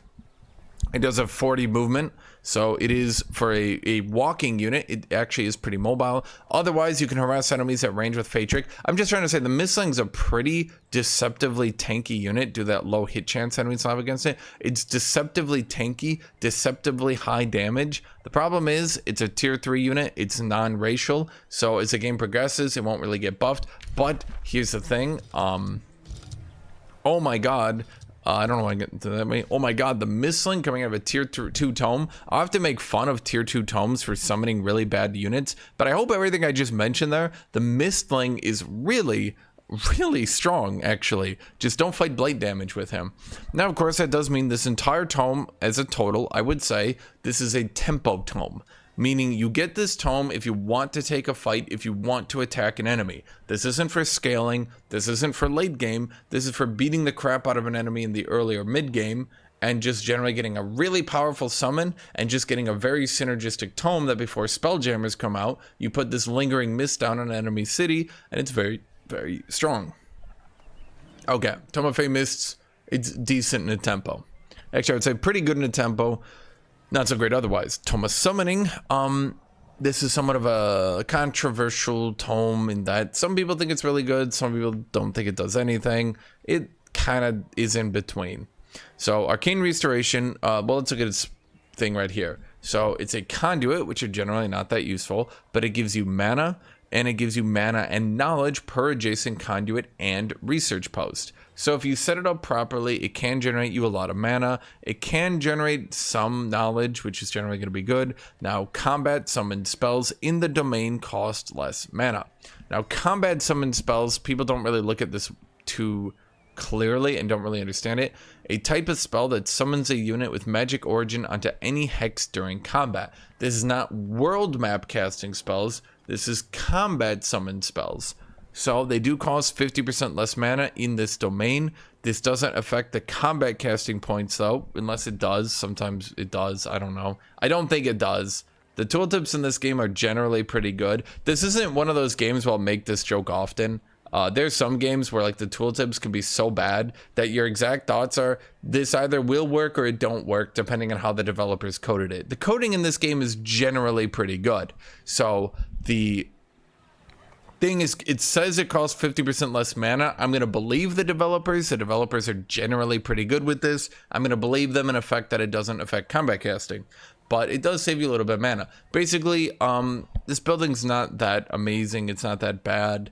In the right situation, I can see it being good. Combat summons are a bit hard to get, but this tome, of course, does have one of them right here. We'll get to it. So, of course, we first up have Arcane Restoration. All friendly magic origin units heal 25 hit points. Now, for those of you guys using Eldritch, remember, the Eldritch ruler does count as a magic origin unit. This will actually heal your ruler. And if you're doing Mystic Summoning with an Eldritch ruler, this means you could potentially heal every unit in your army, other than if you're doing an 18-man battle, 3 armies fighting 3 armies. If you're fighting in that world, then the only units not being healed would be like the 2 extra heroes you have to lead other armies, right? So Arcane Restoration can be made to be effectively a 25 global heal. This can be pretty impactful, especially later in the game. Once you get some buildings in your capital to upgrade your spells, this could be proccing the buff of whatever you decided, you know, to go with. This could be proccing your buffs or not to help you out. Either way, it's pretty good, actually. I would say Arcane Restoration. You just kind of need to build for it. Arcane Supercharge is debatably good or bad. It certainly cost very high. For a tier 2 spell, this is cost very high. And I kind of agree that it should cost a lot, because it does do a lot. And you can, of course, for you Eldritch players, you can use this on your Eldritch ruler, because he does count as a magic origin. You give 5 strengthened, 3 bolstered defense, 3 bolstered resistance, and static charge. Static charge, base unit attack gains 2 lightning damage, and it gives it a 30% chance of inflicting electrified. Static charge isn't really going to affect an Eldritch ruler because they don't really basic attack, but that 5 strengthened can affect them if they did things like lightning evocation, which is probably going to become less popular because they nerfed lightning evocation in the beta. Instead of hitting 4 units, it hits 3, which was a fair nerf and a good nerf. Okay, but if you do have a high level magic origin unit, let's say you got one, I don't know, from an event, from a wonder, if you just happen to summon one later on, this can make them do a lot of damage and be pretty tanky. The downside is it costs a lot of mana, it only affects 1 unit, and it costs a lot of mana. So it can either be good or bad depending on your tastes. This brings us to Arcane Bond, which is, it's fine, I guess. Target enemy magic origin unit has a base 90% chance of becoming dominated for 2 turns. Now, the problem with this is the higher and higher tier you go, and I think there's an easy way to show this if I just look at Umbral, for example. Tier 1 unit has no status resist. Tier 2 unit, no status resist. Tier 3 units have base 3 status resist. Tier 4 units have 7 status resist. And Tier 5 units often, in fact, I think always, have control loss immunity and 11 status resist. I should mention there was a buff for mythic units in the beta as well. I'll get over it, I assure you. Well, actually, I'll just tell you about it right now. I won't tell you later. Let's just tell it right now. All mythic units got 10 health, 1 defense, 1 resistance, and 10% more damage. Mythic units were pretty bad. Unfortunately, there's not any mythic units really out of the Astral Tomes, which is a bit confusing, but yeah, that mythic buff doesn't really, it's not really impactful for talking about this one. At either rate, target magic origin unit has a 90% chance of becoming dominated for 2 turns. The problem is the higher and higher tier of unit you're trying to dominate, the more resist they're going to have. So the units you actually want to dominate are probably going to resist it, and the units that are low tier aren't really worth using 45 mana, 30 combat casting, and an entire turn to try to dominate. Then, if unsuccessful, deal 30 lightning damage. It's really not that good, this spell, and I doubt you'll see it very much. You might see it like in a desperation play, that's about it. It's not very good. Now summon Astral Serpent and Conjure Astral Keeper. Conjure means you summon it in a battle. Summon means you summon it on the world map. These terms are important. The devs, once again, they've been pretty good actually, at keeping all this stuff worded properly. The Astral Serpent is a tier 3 unit, so you're gonna get a tier 3 unit of a tier 2 tome. Good job. Actually, one of the only useful summons. It is a decently tanky unit, 80 HP, 4/4. Now it's tier 3, so it's probably only about. In fact, it's still probably less tanky than a racial unit, but you're getting a tier 3 unit at a tier 2 tome, so it can be good. This unit is, of course, pretty frustrating to fight. Why is that? So we've got 16 damage, half of that electrified, and a 90% chance to electrified enemies. So this unit will actually be a pretty decently high damage unit for being a, well, it's a high damage unit, yeah. Shattering Refuge, you teleport to target hex at up to 6 range, and then you become refuged. All enemy units have a 100%. I believe this, if it has no chance, it just means a 100% chance of becoming slowed. So this is a pretty annoying unit that can teleport very, very far and become refuged. Refuged means you're invulnerable, but you're also stunned. The stunned is just to make sure that you can't do any shenanigans, right? But this means you teleport into the enemy backline, slow every unit around you, and become invulnerable. This can be quite difficult to deal with, and that's about it. This unit can be quite difficult to deal with, yeah. And of course, there's Astral Membrane, so melee attackers have a base 30% chance of becoming stunned, so enemy units attacking this unit can randomly become stunned, making it even more frustrating to deal with. And then it has pass-through, so it just passes through. Okay, overall, this is a somewhat kind of tanky, but not really unit that is just really difficult and frustrating to fight, that just does a lot of damage if they don't try to attack it, and if they do try to attack it, it can stun attackers. Overall, I would say pretty annoying unit. And then there's Astral Keeper. I forgot to look at him over there. Oh boy, okay,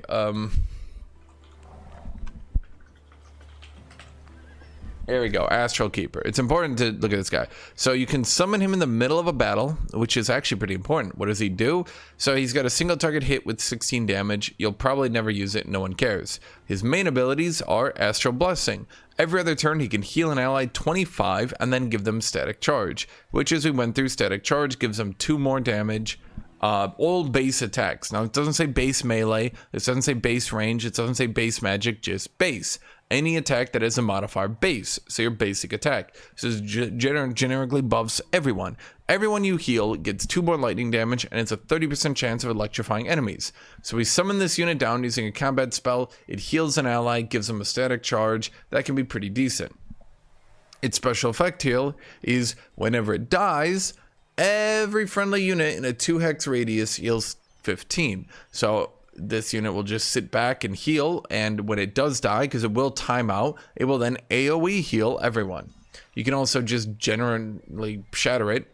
This triggers Astral Torrent, which heals everyone, and then that Astral Torrent heals an additional 10 hit points. So you can summon it down, heal an ally, then kill itself on the next turn to do this giant AoE heal, or you can summon it down, heal an ally, attack an enemy, heal an ally, time out, and do the AoE heal on your death. It's generally useful, actually, and that's kind of how I look at this Tome of Summoning. It's generally useful, but you can also run into a lot of situations where it doesn't really do anything. You have to specifically build for it, and when you do specifically build for it, it can be good, but you do need to specifically build for it. That, of course, brings us to the Tome of Corruption, which kind of is, in the current way most people play the game, Tome of Corruption is pretty much always good, but not always the best tome. I think that's how a lot of you guys should look at some of these tomes that I call really good. They can always be good, but they won't always be the best. They can often be the best tome to go, but they won't always be the best tome to go. So, Tome of Corruption. As I did mention in my shadow, let's look at its advantages here. We have Umbral Incursion. Target enemy city loses a borderland province and the population is lost, and then you spawn an Umbral Nest infestation. Now, you don't want to just freely cast this on enemy cities, although you can kill their population and be really funny about it and summon down a lot of infestations. infestations aren't that hard to break. Maybe with the mythic changes, the mythic buffs, I should say, they'll be a little bit stronger, but they're really not going to be that hard to kill. Then if they do kill it, an Umbral Nest infestation will be considered a very high level infestation, generally giving enemies high level items and a lot of experience, and generally you don't want to just feed enemies.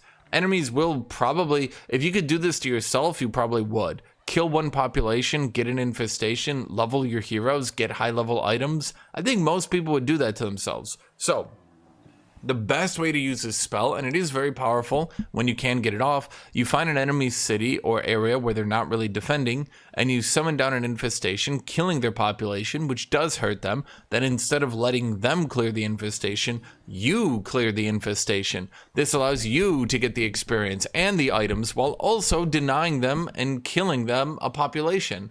So the other way to use it is if an enemy has an area that's not well defended and you know their armies aren't going to be there because you're fighting someone, you could just generally summon down Umbral Incursion multiple times in a row and turn one of their cities into dead, because now there's just going to be a bunch of Umbral Incursions that will run around and be really annoying to deal with. Of course, once again, the downside is that if they do get up there and they do clear them, and you did, for example, summon 3 of them, they'll now get 3 high tier items and a lot of experience for clearing them.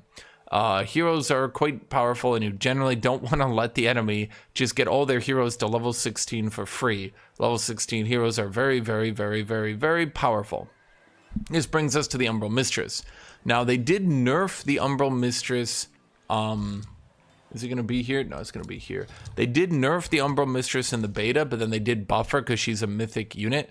The problem right now, her movement speed went from very fast 48 all the way down to 32. The problem is, by giving her more health, more defense, and more resistance, this is now a really, really long range, really tanky control mage. I think that's the best way to put it. It's not super fast anymore, but it's very long range and hard to kill. What does it do? So let's look through its abilities.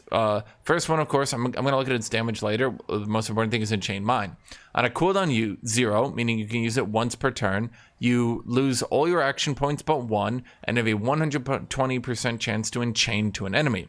Once you are enchained to an enemy, you can use one of 3 different abilities: Fury, Surrender, and Gratitude. Fury means the enchained unit is inflicted with insanity. They do not get a check for this one. So long as you have enchained, you can instantly inflict them with insanity. And this is a free action. So you can run up and chain an enemy, make them go insane, then use your last point on your attack. Rack is a single-use attack that now does 27 damage, all in magical, so that's pretty highly damage. They automatically lose 8 morale, and if the unit is enchained, this attack cannot miss, meaning you can freely use it over allies, over people blocking for her at long range.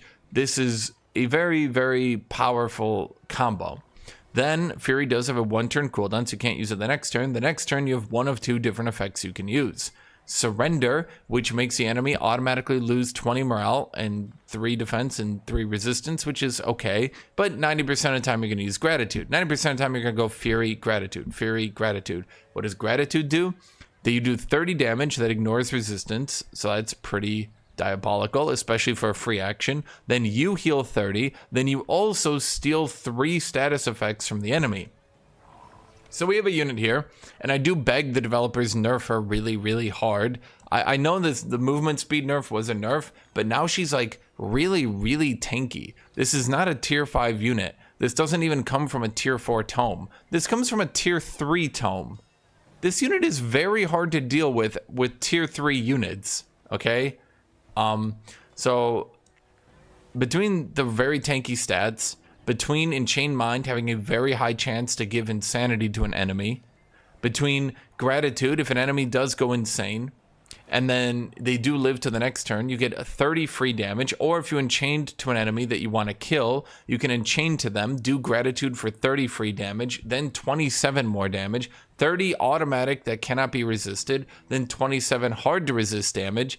That's 57 damage, and remember that 30 cannot be reduced, and it heals you for 30, and it steals 3 buffs from them, and you can steal those 3 buffs before using rack, so then if they had bolstered resistance or something, you could steal it off them and then do way more damage with rack. What I'm trying to say here is, oh my god, developers, what is going on with this unit? I know you nerfed its movement speed, but like, bro, I know it's a mythic, I know it doesn't get enchantments, I know it's hard to buff, but like, this unit is very, very hard to beat at tier 3. Maybe once you start getting fully enchanted tier 4 racial units. The problem is, what tome gives tier 4 racial units? There's Tome of the Cleansing Flame, the most broken tome in the entire game, and it's not even close. Tome of the Cleansing Flame gives a tier 4 racial unit at tier 3, even though every other tier 4 racial comes from a tier 4 tome. Tome of the Cleansing Flame, why are you not tier 4? I ask myself that question a lot, but Tome of the Cleansing Flame can give you a tier 4 racial unit, but you still need to build your city up to be able to build them. Umbral Mistress is summoned in the field and does all this. It's almost impossible to deal with Umbral Mistresses at the time she comes out, and you need fully enchanted late game units to beat her. I'm just asking the developers, do you really understand what's going on with this unit and why it's considered so broken? Now, as if that was not enough, she is also a Umbral unit, an Umbral demon. She's a little weak to spirit, she's a little weak to fire, but even if you bring in fire damage and spirit damage, she would still have 4 resistance. So like, we're not talking about a unit that's weak to them, she's just slightly less resistant to them. Even with these in mind, she's still a control mage with 4 resistance at range 4, shooting you the entire time at range 4. It's very hard to deal with this unit, okay? Now, even if you do deal with her, there are 2 things that happen. She has control loss immunity. You can't berserk her, you can't dominate her, so that is brutal. She has Curse Eater, so if she's burning, this turns off. If she's not burning, she loses a random negative status effect and then heals 10 hit points from it every turn. That's pretty powerful. Then if you do manage to overcome Curse Eater and her giga tanky HP, and the fact that your army is constantly going insane, losing you turns, making your army hit yourself, even if all of that is going on and you manage to kill them, they then get Umbral Dissolution. Umbral Dissolution, when this unit dies, it creates Umbral Taint around it. Units passing through or ending their turn on this hex lose 5 morale automatically and become decaying. So Umbral Taint can make it very difficult, because even once you kill the Umbral Mistress, all the units around it now lose morale, now get decaying, now can't heal, now need to back out to either get the morale back up or need to get that decayed removed so they can heal up. It's very difficult to deal with this Umbral Mistress. She's got so much going on. She really should have been a tier 5 unit at a tier 4 tome. I'm not really sure. Like, I would be fine with this unit if it was tier 5 coming out of a tier 4 tome. But like, how do the developers? I'm asking you, like, how do I deal with this unit at tier 3? Like, what am I gonna hit it with a knight? Am I gonna? I mean, a knight has anti-large, that's a large unit, but like, compare the stats of a knight. 93-3. An Umbral Mistress has 126-6. I could maybe enchant this knight to do enough damage that on a charge strike with its anti-large, I could argue I could get to maybe 40 to 50. Maybe in that world, let's say it doesn't have veterancy, 3 charging knights could kill 1 Umbral Mistress, but like, so much of my army is going to be going insane, losing their turn, dealing damage to each other, and then if I don't kill her, she gets to heal off in chain, stealing buffs, and even if I do kill her, my knights that made this daring, dashing charge, they're going to be, you know, stuck losing morale, and they're going to be stuck in decaying, so I can't heal them back up, and then the next Umbral Mistresses are going to kill them. I'm just saying. I spent a lot of time on that tome. Spent a lot of time on that tome because it's worth mentioning just how over the top Umbral Mistress is right now. She is so tanky for a long range control mage. Please, developers. Okay, this brings us to Gloomstrider. Gloomstrider is a major race transformation. I meant to say it cannot be combined with other, it's not a minor, just ADHD. I'm going to use that. So turns target race into umbral beings, which grants them the umbral demon unit type. So you get that Curse Eater, which I did show is pretty strong, so long as you're not being burning. If only everyone wasn't going Pyre Templars. If only the only choice to beat this tome wasn't to go Pyre Templar. But you do get Umbral Demon. That gives you negative fire, negative spirit. So Pyre Templars hit you harder. Then you get Curse Eater. So long as Pyre Templars aren't lighting you on fire, you get this very powerful effect. Then you get immunity to Umbral Melody. You then also get Floating. So you can move through any terrain at movement cost of 3, apart from mountains, which cost 8. So floating is pretty good, and then you also get fast movement, which is also really good. You do, of course, lose all your mounts, and you lose your mount and leg equipment, and that can be a pretty bad debuff. But this is a pretty powerful major race transformation. It would be maybe even an overpowered one, if not for the fact that Pyre Templars just hard counter you and shove you into the ground. Okay. Throne of Insidious Whispers. Now this can only be built in your capital, only in your throne city. Your throne city is your capital. Your throne city is your capital of your empire. Yeah, okay. So you can only build it in your throne city, but it gives your entire faction, obviously, 20 combat casting points, 20 world map casting points. That's pretty strong, 15 mana. Then, at the start of combat in the domain, not during a siege, but the entire domain, 3 enemy units have a 90% chance of suffering insanity. If unsuccessful, they're stunned for 1 turn. This isn't some amazing, powerful effect, but because this is coming out of such a powerful building, this makes it much, much, much easier to defend your capital, because any battle that takes place in that domain, you get this effect for. So it's just a little useful effect. Okay. Corrupted Boon is the other insane part of this tome. So this is absolutely insane. This is a little insane. This can be potentially really good if you can use it well. And this is also insane.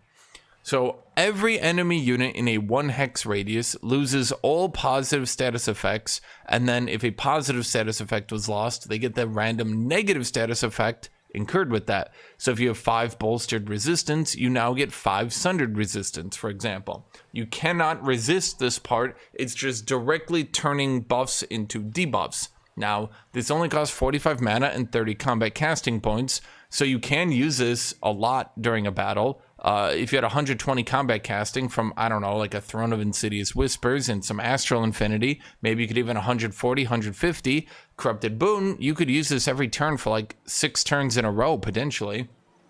Now, this is very powerful for making enemies squishy. If they've stacked up those bolstered resistances, then you can just turn them into sundered. Once they get turned into sundered resistance, bolstered resistance gives 1 resistance, sundered resistance gives -1 resistance, and -1 status resistance. So once this happens, you can then run in those Umbral Mistresses and get Enchained Mind to be a very high chance. This means you could potentially, against an army that's trying to get resistance to not die to your magic damage, you could get Enchained Mind to be a 100% chance at least effect on pretty much every enemy outside tier 4 buffed up units, but they can't be buffed. They're all gone. Okay, so actually, yeah, basically everything. So these are really good. Then of course we have Treacherous Reflection. Create a Treacherous Reflection of target enemy unit. So you can take any enemy unit in the game and create a copy of them. Then that copy, it does die if the main unit dies, but it does get Umbral Demon, which can be a buff unless you're fighting Pyre Templars. You cannot use it to summon enemy units, but you can create a Treacherous Reflection of a unit, and then just use that Treacherous Reflection to either try to kill that unit, or to just generally sow mayhem within the opposing units. So Treacherous Reflection is just, it's pretty powerful. I'm not going to call it like, I don't know, insanity, but it's a pretty powerful effect. I believe, but it might not, I believe it stays alive until the enemy unit stays alive, but it also might now be counted as a combat summon, therefore only lasts 3 turns. I think it should be a combat summon if we're talking about consistency. So between all of these things, Tome of Corruption is like, if I was to count the tomes, best tomes in the game, it would be Tome of Corruption, Tome of the Reaper, Tome of Cleansing Flame, Tome of the Stormborne. I would say those are probably the 4 best overall tomes in the game, and this is why Tome of Corruption is just utterly insane. Okay, no building though, so you have to use one of your research slots on its building. Tome of Amplification is, we just compared to Tome of Corruption, so probably a lot of you guys are going to think like, oh, Tome of Amplification, it's not even any good. Look at it compared to it. I know they're both tier 3 tomes, but Tome of Amplification can be very, very good. And again, this is why I was saying earlier, Tome of Corruption is one of the best tomes in the game, but that does not always make it the best tome to pick. Because Tome of Amplification does a lot of things that are very rare and hard to get and very, very powerful. So first up, we have its building. Let's go over the building first. This is a building. It's a conduit, so, oh no. But it gives you 5 world map casting points and 5 combat casting points. World map casting points are very hard to find, and some builds, for example, Nature with Tome of Paradise. Tome of Paradise is so good, but it can take you like 20, 30 turns to cast all those world map buffs you want on your cities. But in comes Resonance Fields, which can give you, even though it's only 5, you put this on every city, and this can count up to a lot more world map casting points. Then it gives you a little bit more combat casting points, which can be really good if you didn't get death magic off the Shadow Affinity tree. So I'd say its building, despite being a conduit, is very unique and powerful. Amplified Arrows is basically the buff. You give this to Stormbringers, the unit. I'll go ahead and Tome of the Stormborne. This is the buff for Stormbringers. It only affects range and skirmishers. So once again, we have another ranged buff that only affects one unit type. It doesn't affect, it does not affect battle mages or supports. It's a very big frustration of mine that, like, once again, all melee units get buffed by pretty much every melee upgrade, but like half of range units get buffed by like 3/4 of ranged upgrades. It really limits your unit diversity, let's call it that. So Amplified Arrows gives you 3 lightning damage for -1 physical damage, so it's better than the early game enchantments because it gives +3 instead of +1. Then you deal 3 lightning damage to 2 other targets within 2 hexes. Then you have a 30% chance of inflicting Sundered Resist on every enemy hit for 3 turns. So Amplified Arrows has a lot going on for it. It is quite a good enchantment. On Stormbringers, this means when you throw that lightning trident, you hit every enemy, then this procs on every single enemy, which, yes, is just as insane as you're thinking. And you can, even though it's only a 30% chance of Sundered Resist, and even though enemies can lower that so much, when you're potentially hitting 2, maybe 3 enemies with your trident, and then that trident, each trident hit will be then hitting 2 additional enemies.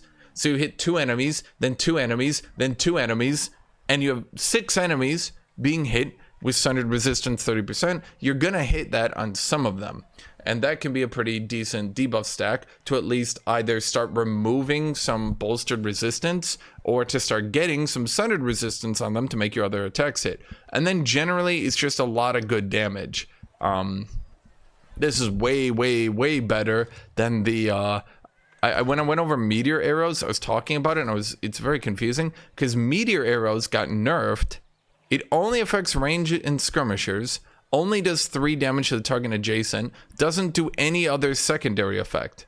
Now, if Meteor Arrows affected battle mages, I'd be like, well, maybe, but like, this Meteor Arrows is just no good.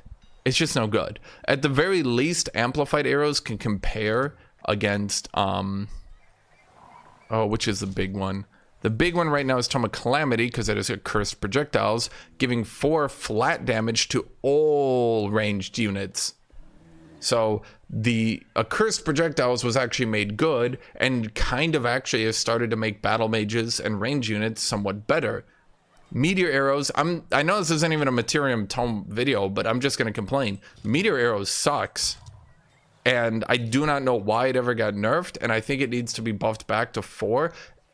At the very least, it needs to affect supports and battle mages, so it's ever worth picking. Even if it's just bad. I'm just gonna... Okay. But, because Astral goes right into Tome of the Stormborne, And Stormbringers have such crazy synergy with amplified arrows. I would say this is definitely worth picking up. Even if you're not doing ranged units right now, it is eventually worth picking up. Conjure Amplification Pylon. This is a conjure, so you summon a unit in the battle. This lasts for 3 turns. So the first turn you summon it down, and it gives all your spells 50% more damage. Then it does a 20 damage lightning blast, which is fine, I guess. If you can multicast off, for example, Mystic Potential can let you multicast, Wizard King can let you multicast, stuff like that. Then you can Conjure Amplification Pylon, then Chain Summon to get more uses out of it. For regular people, it's not really going to be that good. For chain casting people, it's going to be pretty good.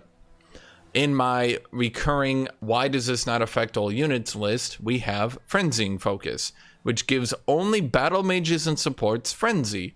Frenzy, of course, whenever you attack, you get a stack of strength, and so you can attack harder. It's very confusing to me, to be blunt, because, like, here we have a buff for only ranged units. Here we have a buff for only battle mage units. So wait, this only affects archers, and this only affects battle mages. It's in the same tome. Did the developers never actually, like, think about that? Because it's kind of awkward. Like, I'm gonna go Tome of Amplification for my battle mages. Said literally no one ever. No one has ever said that. But okay.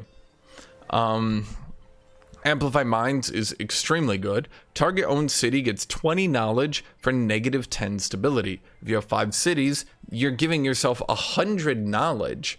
And of course, this does cost world casting points, which you do help with these resonance fields.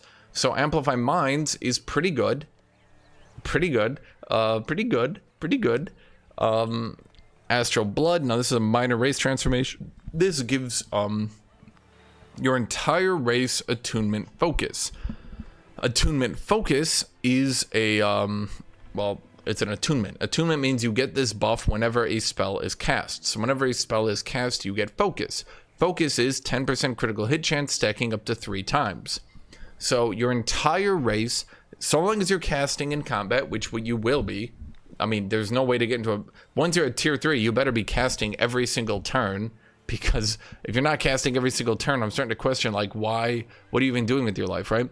So this means that as long as you cast every single turn, your entire race will eventually get 30% crit chance. Crit is 1.5 times damage modifier, so this does effectively give you a slightly randomized but 5% more damage on your entire race each time a spell is cast. Now this affects melee, range, battle mages, supports, your heroes, which is pretty big, everything. Astral Blood is pretty good. Chain Lightning is...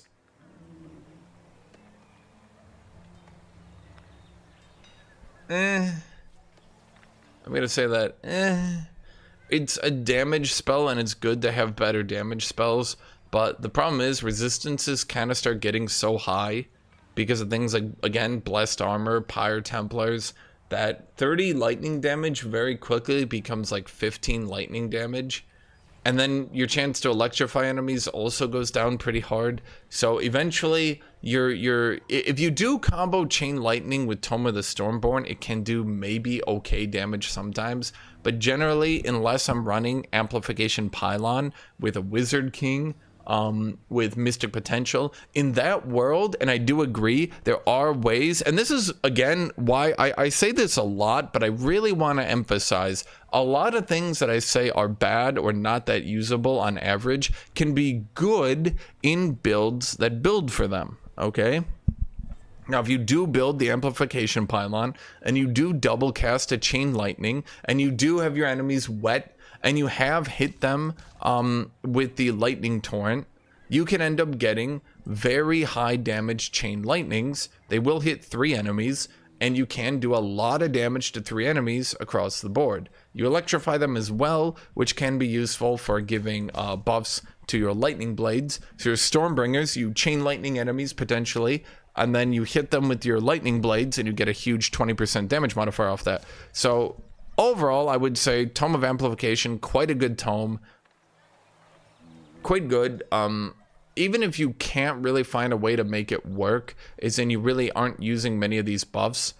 Amplify Minds, Astral Blood, these are at least 2 good things for every build, no matter what.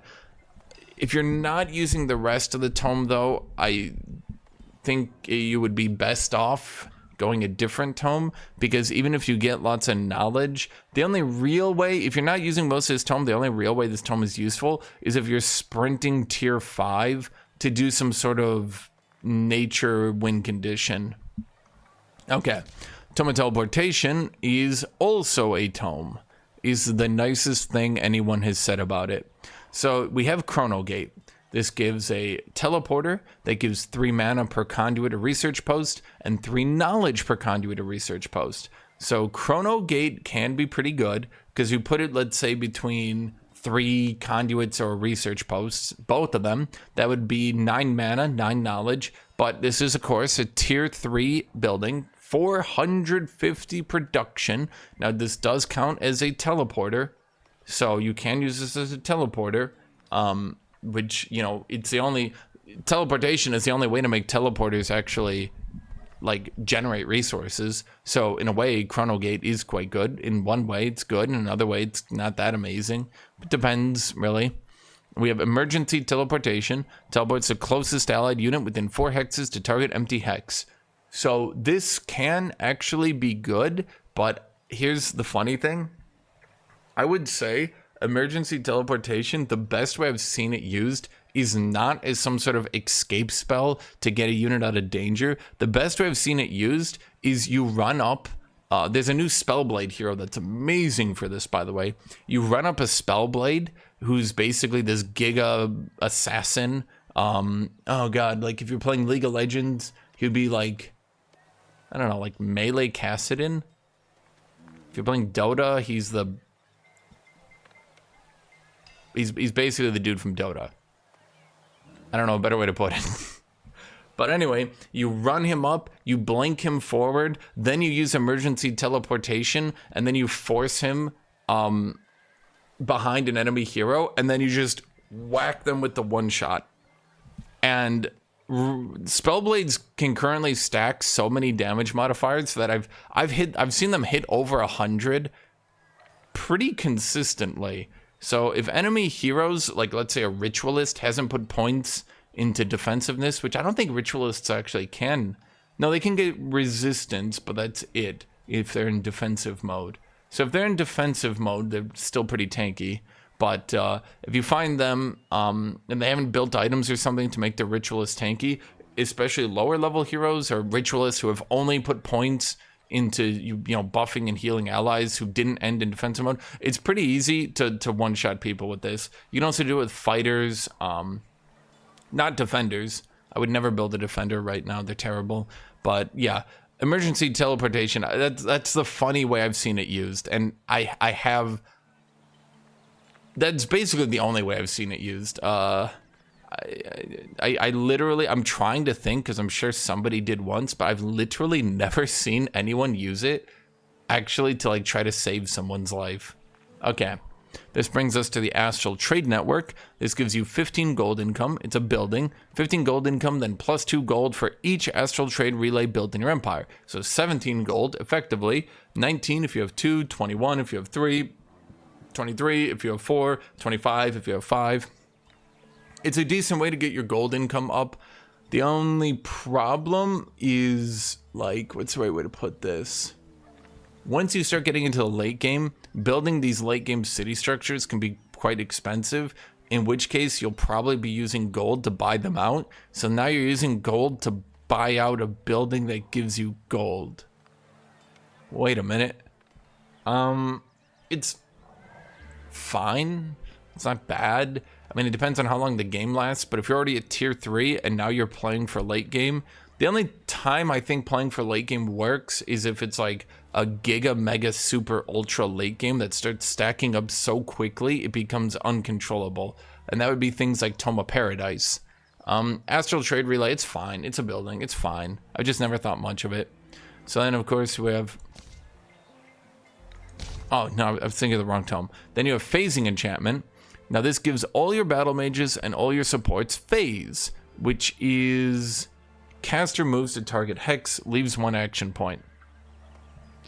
It's not really that good.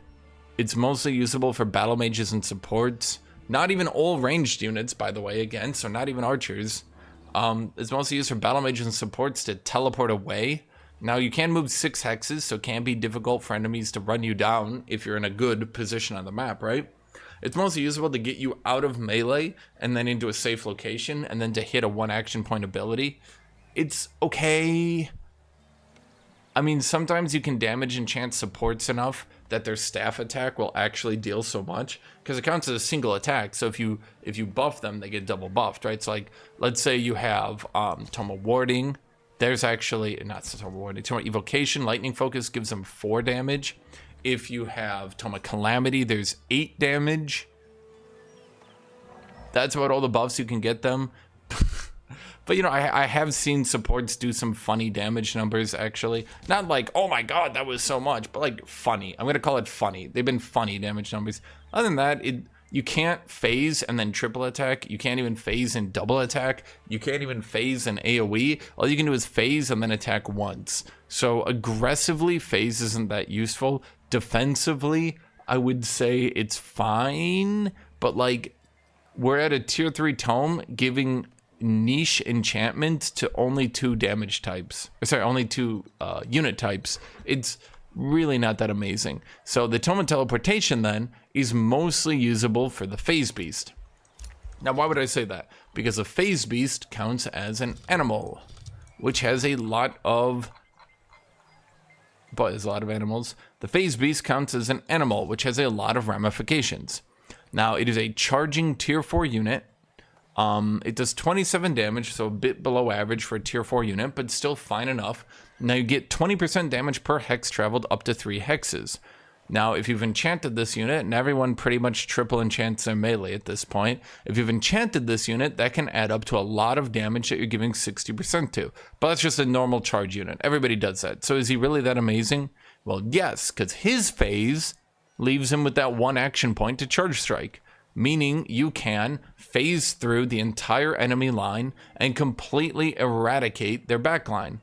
The downside is this unit can't do shit to Pyre Templars, because Pyre Templars will just like kill it. They'll just tank through him and kill him. Most Pyre Templar builds use so many Pyre Templars that like eventually you'll have to kill them. But if you are trying to reach Ritualists, or if you are trying to reach tough to hit units, phase is quite good for just running away. Then, you know, you can't really lock down the Phase Beast is a big thing.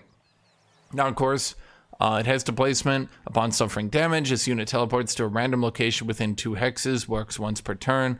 Low maintenance, so it's kind of cheap to build. Pass through means it pass through. Okay, so why does being an animal make this so good? Well, because obviously there are 2 things that animals get.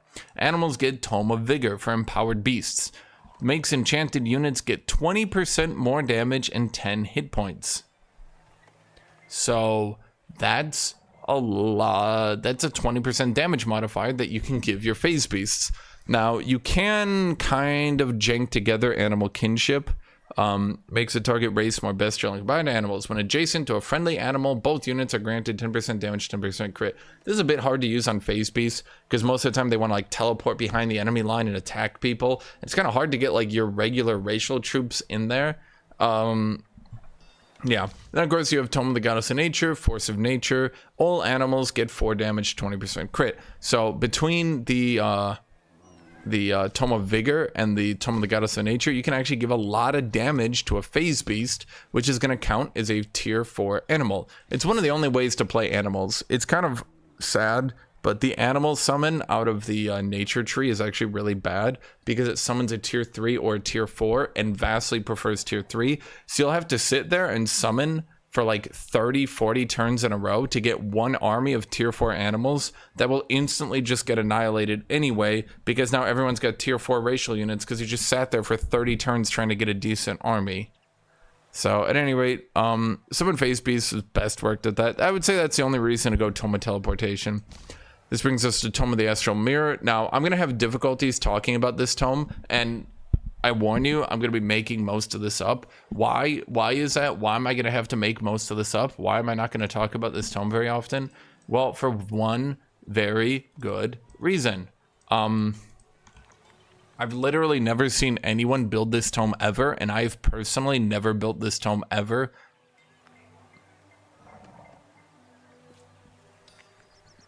Oops. What do we got here?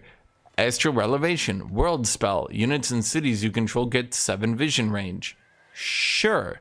Tome of Paradise is turning every city into getting like 60 more production, 60 more food, 60 more draft, a 3-inch longer dick, but like you can see them do that. You're in the cup chair. But a joke didn't land when I did that, huh? Summon Astral Reflection. Summons an Astral Reflection, a target friendly unit into an unoccupied adjacent hex. Cannot target heroes or combat summons or mythic units.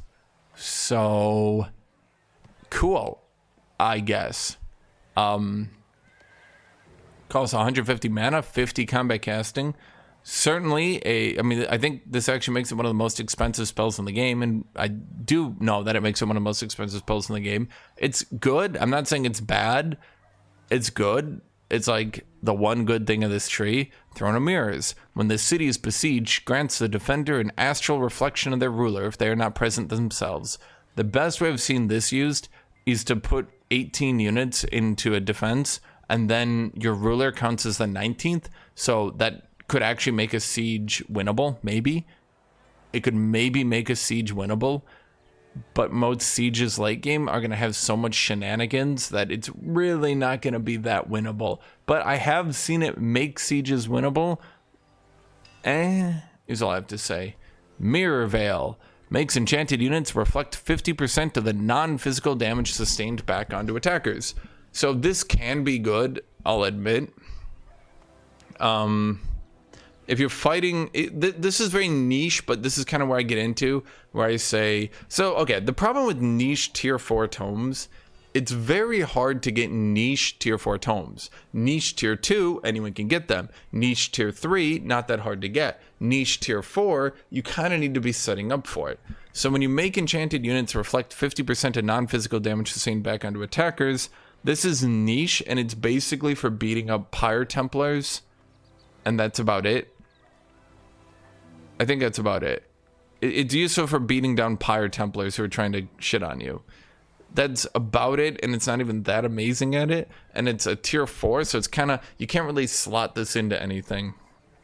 And unlike some of these other tomes I'm getting into, it's not really a win condition, especially because for the most part, they'll deal damage to you at their turn, and then they'll be able to heal the damage they take before it even becomes your turn.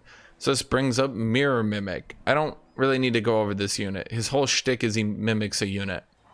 Transform into target non-hero unit, copying their status effects and enchantments. Becomes stronger when transforming into lower tier units and weaker when transforming into higher tier units. Fantastic, amazing. You know, my favorite part about Mirror Mimic is we're in a tier 4 tome, so we should be summoning tier 5 late game units, the best units in the entire game. And here we are with a unit that wants to transform into enemy shitty units. Sure, I guess. I mean, there are some shenanigans that can be good with them. I agree. I don't, like, no one bothers. No one cares. I don't know a better way to phrase it. Okay, let's just move on. Tome of the Astral Mirror. Like, if you want to be a funny guy, it's a funny guy. But, like, what? Tome of Astral Convergence. I'm going to explain this in the best way I can. Basically, if I make 100 gold and 1 bronze, right? And I decide I'm going to give Faction A a 10% gold modifier and Faction B a 10% bronze modifier. And if the gold for Faction A is, they're getting 10 more gold from 10%, and Faction B is getting 0.1 copper, or bronze, whatever thing I said. If Faction B is getting 0.1 bronze, that bronze better be worth a lot. And let me tell you, 7 vision range is not worth very much. So if Faction A can get Tome of Paradise, Tome of Prosperity, Tome of Calamity, and they can be giga enchanting their range units to be monsters, or their melee units to be unkillable, or making their cities able to get a gajillion food and production and draft, and you're watching them, look, you're just watching them win the game. Good, you're watching them win the game, great. Tome of Astral Convergence. Now, this is a niche tome, but it's also a powerful tome, and it's very, yeah. So up first, we have Arcane Maelstrom. There's a siege project. It gives a little bit of fortification damage. I don't generally consider siege projects to be great researches, to be honest. Some of the best ones you get from like just clearing the map anyway. And a lot of times just stacking siege projects is good enough. But let's say someone is setting up the Giga City of Giga City Land. Okay, so Arcane Maelstrom isn't bad. So no towers will be present to aid the defender. You already destroy all their towers, which is why siege projects tend to make all these defenses useless. Each turn in combat, up to 3 random enemies, so I believe the average is 2, become electrified and sustain 30 damage. Now this will be active the entire battle and you get it for free. So 2 enemies will receive 30 damage on average each round, getting electrified. Pretty hard to defend against considering you're just taking that damage for free because it's just part of the siege project. I don't really like researching siege projects, but if I had to research one, if I did want to bust through defenders, this one wouldn't be too bad for it. Explosive Manifestation. You get an Astral Serpent. That's just a very high damage melee unit. Tier 3. This is an Astral Siphoner. This can be a pull unit. It's kind of a tanky unit. You summon that, it lasts for 3 turns. Then all adjacent enemy units suffer 30 damage. It's fine, but like it's not really wowing me. 10 fire, 10 lightning, 10 frost in a slight AoE. The AoE, maybe I'll say it hits 3 units. I mean, it's 90 damage, so it's okay. In theory, it seems really good for sure to be able to summon a unit and do this. In theory, it seems good. If you could enter a world where you could continuously cast 2 times a round, maybe Mystic Potential, if you had unlimited mana and combat. I mean, even the combat casting, though, I mean, goddamn, that'd be 80 a round. You probably can't generate 80 a round, right? But you could do this for probably 2 turns. You could summon down 2 units a turn for 2 turns. It could get pretty annoying, is what I'm saying. I just don't know how effective it would be. It would be pretty annoying, though. Yeah, I can imagine this getting pretty annoying to fight. I do think I'm the wheels in my head are spinning. I think you could make this really annoying for enemies. The only problem is the game-winning spells that you build for aren't really things like Explosive Manifestation. It tends to be things like Awaken Instincts could be a game-winning spell. What's another one? In this one, we've got Mass Rejuvenation could be a game-winning spell. In Chaos, we've got... and this is why I rank this tome low, even though like it has a game-winning spell. Infectious Insanity can be another game-winning spell. So when I'm thinking about like, am I going to be building and getting this tome? I could get this tome, I agree. I just don't think Explosive Manifestation is the win condition. And in a lot of ways, I would almost rather Chain Lightning. In fact, I would probably rather Chain Lightning, because here's the problem you'll notice really quick. Chain Lightning uses 30 and 45, so it uses 10 less combat casting points, making it much easier to chain over and over every turn. But then importantly, because it takes full lightning damage to an enemy, I can set things up with wet and negative lightning so that I'm maximizing that. But this one's fine. I'm not saying it's bad, it's just it's a bit harder to use. Astral Shattering is a world spell. Target enemy province that doesn't contain an ancient wonder has its improvement raised and spawns a powerful marauding army of astral sea creatures. So this is basically the tier 4 version of Umbral Incursion. Basically what you're doing here is you're trying to... Wait, they don't even lose a population? Loses a border land province and the population is lost. I guess this one doesn't. It just raises the province improvement and spawns an army. I mean, I guess. Once again, I think the best way to do this is to do it and then kill it yourself. I don't think this actually even spawns an infestation, so you don't even get an item. You will give them experience, so if you do it too much, and they don't lose the population, so it's just generally worse than Umbral Incursion in basically every way. I don't really like it. This brings us to Astral Attunement. This is a major race transformation. Now, when we have looked at all the major race transformations in all these videos, I need you to gauge how powerful this one is, because it'll also help you understand why I have literally never seen anyone use it. So you get the Ethereal unit type, which gives you +2 defense and -4 lightning resist. On average, this will make you take more damage. Lightning is pretty common, both because of lightning evocation and because astral tomes are good, and a lot of people like enchanting lightning damage on their units. Stormbringers are a pretty common unit. Lightning damage is just generally pretty common. 2 defense late game is certainly okay. I'm not saying it's bad, but if you're up against things like Warbringers, Ethereal could be good for sure. If you're up against, I would say, most builds by this point, you'll actually end up taking more damage from this. You do get passed through, which can be useful. You're immune to bleeding, diseased, immobilized, and poisoned. Now, this is a decent list of immunities. I won't neg it. It is a pretty good list of immunities. It just, man, the -4 lightning resist. My God. Maybe -2 would be fair. +2 defense, -2 lightning resist. Overall, it would still be a buff. Okay. Attunement Astral Omen. Whenever a friendly spell is cast, this unit gets a random status effect. So basically, the whole idea here is you enchant your race, and then you use shenanigans to double cast each turn, and then you're getting 2 buffs a turn on your entire race. It seems good, and maybe it is good. I don't know. There's so many better buffs to other transformations.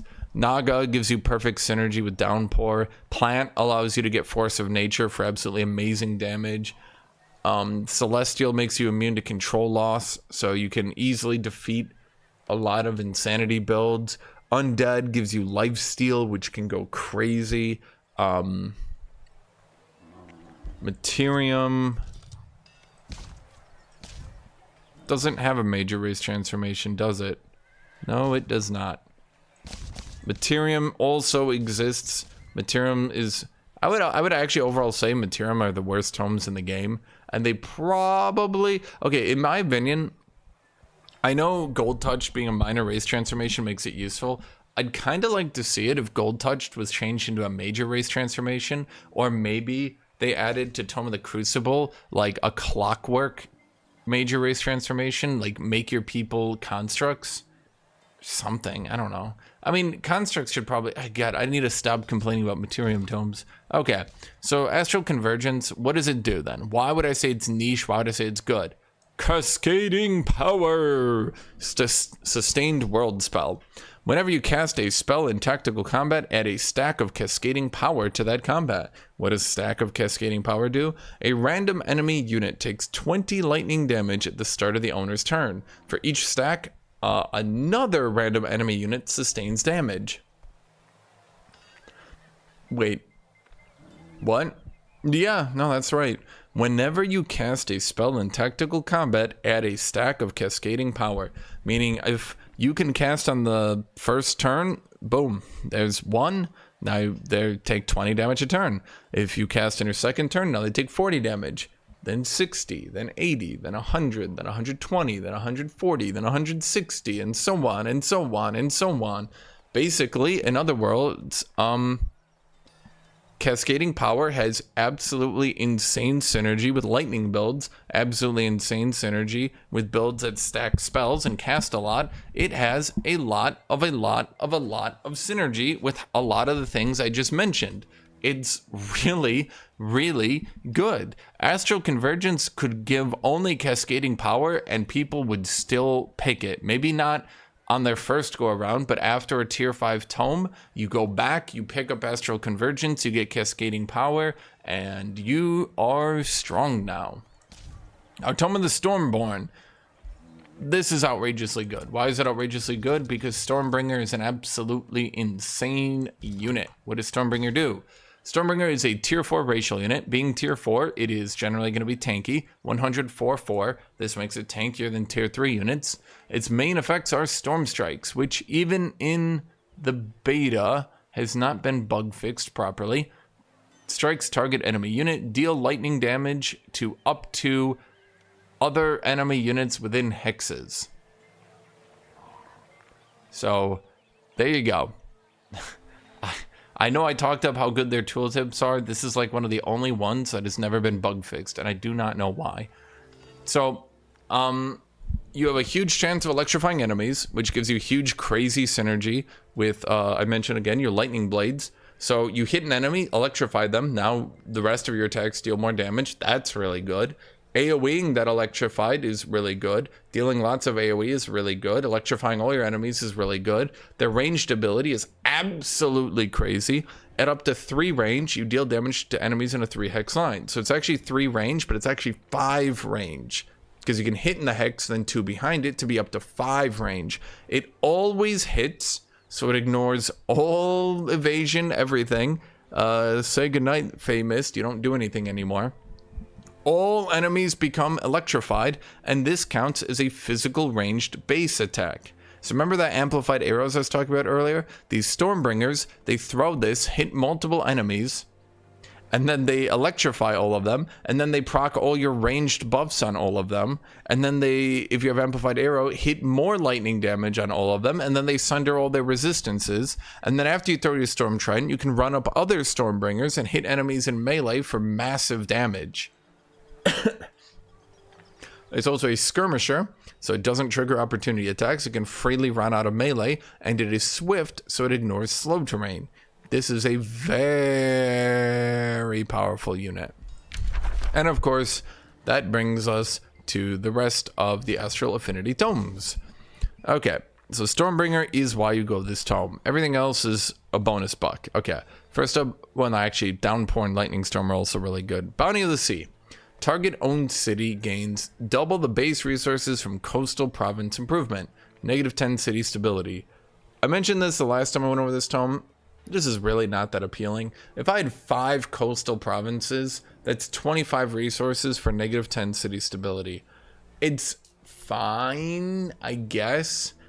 It's not like bad. It's just like, man, here we are in a tier 4 tome, and we need a specific city that needs a lot of ocean. Now look, if you've got a city that you settled on a coast early in the game, and it's like size, I don't know, 20, and like 15 of that is in the ocean, then yes, Bounty of the Sea would be giving you, how much would that be?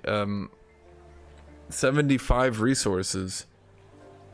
So in that situation, yes, Bounty of the Sea would be really, really, really good. Naga transformation is also really, really, really good. Your entire race gets 2 blight resist, 2 lightning resist, so this is pretty good. You're now immune to electrified. You get slip away, so the first time you die, you don't die. You teleport away 3 hexes and heal 15. You get amphibious, so you can move without water, you can move through. You can enter water hexes without movement penalties, and you have faster movement over rivers and swamps, and then you also get fast movement. What's the downside? You lose your mount, you lose all your mounts, and then you lose your mount and leg equipment slots on your heroes. This is one of the only major race transformations, as I did say earlier, that does not have a single downside. Only upsides. Now that lightning resist looks really tantalizing. If anyone else is going Stormbringers, that's really good. And for more reasons than one, which I'll get into later. By later, I mean right now. Downpouring. Target province alters terrain to swamp if no land, and then becomes downpouring for 3 turns. What is downpouring? All units in this province become wet and slowed in combat. So if you start a battle in a downpouring province, all units become wet and slowed, but units with amphibious are not affected, which would mean you're Naga. So all the enemies are affected by slow, and they're all affected by wet. What is wet? Well, you remember when I said the lightning synergy? Wet. -4 lightning resist, -4 frost resist, but 2 fire resist. So, as we can see right here, boy oh boy oh boy, the -3 lightning resist from that tier 1 tome, the -4 lightning resist from Downpour, and if we go back here to Astral Convergence, this cascading power, even though it's only 20 damage, 20, then 40, then 60, then 80, that's gonna start hitting people for ka-chunka chunks, because you're gonna start debuffing their lightning resist really hard, and then your Stormbringers, ooh. Then of course your next spell is Lightning Storm. In case you're fighting into an enemy Spelljammer or anything like that, this is another spell that makes all units wet for 3 turns. Then, each turn, up to 2 random enemy units sustain 10 lightning damage and have a 90% chance to be electrified for 3 turns. Then, this repeats for 6 turns in a row. Enemies cannot stop becoming wet, and they cannot stop becoming electrified, and they cannot stop getting lightning damage. Combine that lightning damage and this lightning damage, and your Stormbringers being skirmishers and running away and throwing storm tridents at people, and boy, you get a really annoying combination. The last building is Stormport. Okay, now, if you have a lot of coastal cities, you can build Stormport in all of them. It does give you a cascading mana effect and gold effect. Mana is not that useful, but it can be useful if you need a lot of it to cast infinite spells, sure. So if you got like 3, 4, 5 coastal cities, Stormport gets stronger the more Stormports you have, and they do start getting pretty strong. So let's say I had 5 Stormports. That means every single Stormport would give 32 mana and 12 gold, which is really actually not, that was always bigger in my head. Yeah, it's firmly okay. It's not bad. It's like a lot of mana throughout your entire empire, right? Like 32 mana per Stormport, 12 gold per Stormport. So, you know, if you have 5 of them, it's what is that, 160 mana? It's decent. Tome of the Archmage. Now, remember when I kept comparing all the different tier 5 tomes? Tome of the Archmage is the S+ one. This is the, oh my god, I can't believe this is real tome. Let's just go through it really quick. Time stop. Target enemy units in a 1 hex radius become stunned, become distracted, and get 5 marked. They cannot resist this. This automatically hits. All enemies in 1 hex radius get stunned, distracted, and marked. If they don't have cleanses, this can just win the battle. There is a spell that will win the battle. We'll get to that in a second. The next one is Astral Travel. Make your leader teleport to target world hex. This is not nearly as good as you think it is. There's so many ways to teleport your armies, and there's so many ways to, like, baseline, just off your wizard tower. There's so many ways to make your leader and your armies teleport back to your city. This is kind of the problem with the Tome of Teleportation, by the way. What do they have, the mass recall? Like, okay, I guess. It's just, let's just say it's just not really that good. Now let's get to the next amazing thing, Cosmic Overdrive. All magic origin and all combat summons get 30% damage and very fast movement. That's pretty good. Yeah, because magic origin, I mean, those are the new mythics, like, so that affects things like Reapers. That affects a lot of things, actually. Now here we have the single most powerful spell in the game. A spell so powerful, it's pretty much permanently banned in multiplayer. Enemy units become disrupted for 2 turns, and they cannot resist it. Their unit enchantments are temporarily disabled for 2 turns. So all those buffs you've built up over the game, they're all turned off for 2 turns, automatically. You can cleanse it off, but you cannot resist it. Then all enemies' positive status effects are purged, then all negative status effects on your units are cleansed. It's easy to see that turning off all enemy enchantments by tier 5 basically renders them back down to being vanilla units wherein they suck and cannot do anything. And you do it automatically to every single enemy. Then you full cleanse everything they do. Then you dispel everything they've done to you. It's crazy, and it's only 1 spell. I believe this is the most expensive spell in the game, but because it can just basically win the game on its own, it's just so, yeah. So, with that said, let's go look at a tier list that I put together here. So, S+, Archmage. even with Disruption Wave banned, just Cosmic Overdrive is really good. Time Stop is really good. Now you can cleanse Time Stop, and there's way more cleanses in the game these days, but it still puts, even if they were to try to cleanse it, it still can put a lot of tempo onto the board, because you do get that marked on them, and stunning them does remove, for example, their retaliation attacks. So even Archmage is just amazing. Win over it. Evocation, I've talked about it. This is a tier 1 tome that gives you a spell that scales all the way into the late game. Those buffs have insane synergy as the game progresses. I cannot imagine any build where you go Astral, or a lot of builds really that don't go Evocation. It's just that good. Corruption, as I mentioned, Mistress alone practically makes Corruption top tier. Stormborne, once again, Stormbringer alone basically makes it top tier. Amplification, Warding is just really good. You get a lot of buffs. Phantasm is just really good at fighting in the early game. Summoning to help you do all that stuff.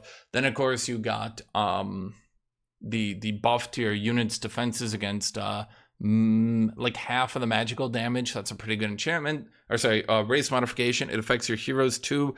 Just really good. Amplification is just really good for getting lots of that knowledge, for making your Stormbringers AoE really hard. It's just, yeah, it does a lot good. I mean, you need a build for it, but once you do, it does a lot good. Fey Mists, I'm putting down here B tier. It does have a lot of good tempo play, and it can be very powerful. But I think the more I've played this game, the more I've realized that Fey Mists is just really not all that. It's fine, I guess. But like you have to make it work, and it falls off really hard if you get into late game. Astral Convergence, I mean, again, it could literally just have the one thing, and it would be really, really good. That's really all I need to say. Just the global damage scales so well in the late game. Tome of Summoning, if you're building for it, it's fine. And again, this is why I kind of don't like the idea of tier lists. It's good for telling you which tomes are just generally really bad, but even then, yeah, I mean, Tome of Summoning, it's fine. It's fine. If you build for it, it can be good. Tome of Scrying, like, doesn't do anything. I mean, I guess it's like C tier because it does some things, I guess. Tome of Teleportation has some builds where it's good, I guess. Sure. Tome of the Tentacle, boy, I just don't. It's just bad. Astral Mirror and Tentacle never get picked anymore. Nobody thinks they're any good. So, there we go. There's Astral, Tome of Astral Affinity. So thank you all for watching. Thank you all for being here. I think what I want to do is do like one more video on Age of Wonders before Friday, because Friday will be Path of Exile Day, and everyone in the world will be playing it, I imagine. If I had to guess a concurrent player count based on Path of Exile 1 and how many players they get, like at the start of each season, and then based on like Path of Exile 2, I'd actually wager we're gonna be over 1 million concurrents. That's a bit optimistic for sure, but I'm just gathering that based on like my knowledge of the internet. So Path of Exile 2, I think, is gonna do pretty good. But I want to do one more video. I mean, I'll still continue to probably do Age of Wonders stuff after that, of course. Like, I'm not saying I'm just gonna leave the game. Just like one video to like go over until I play Path of Exile, probably for at least a week or two, right? So thank you all for watching. Thank you all for being here. Thank you, everybody. As always, I hope you all have a great rest of your day.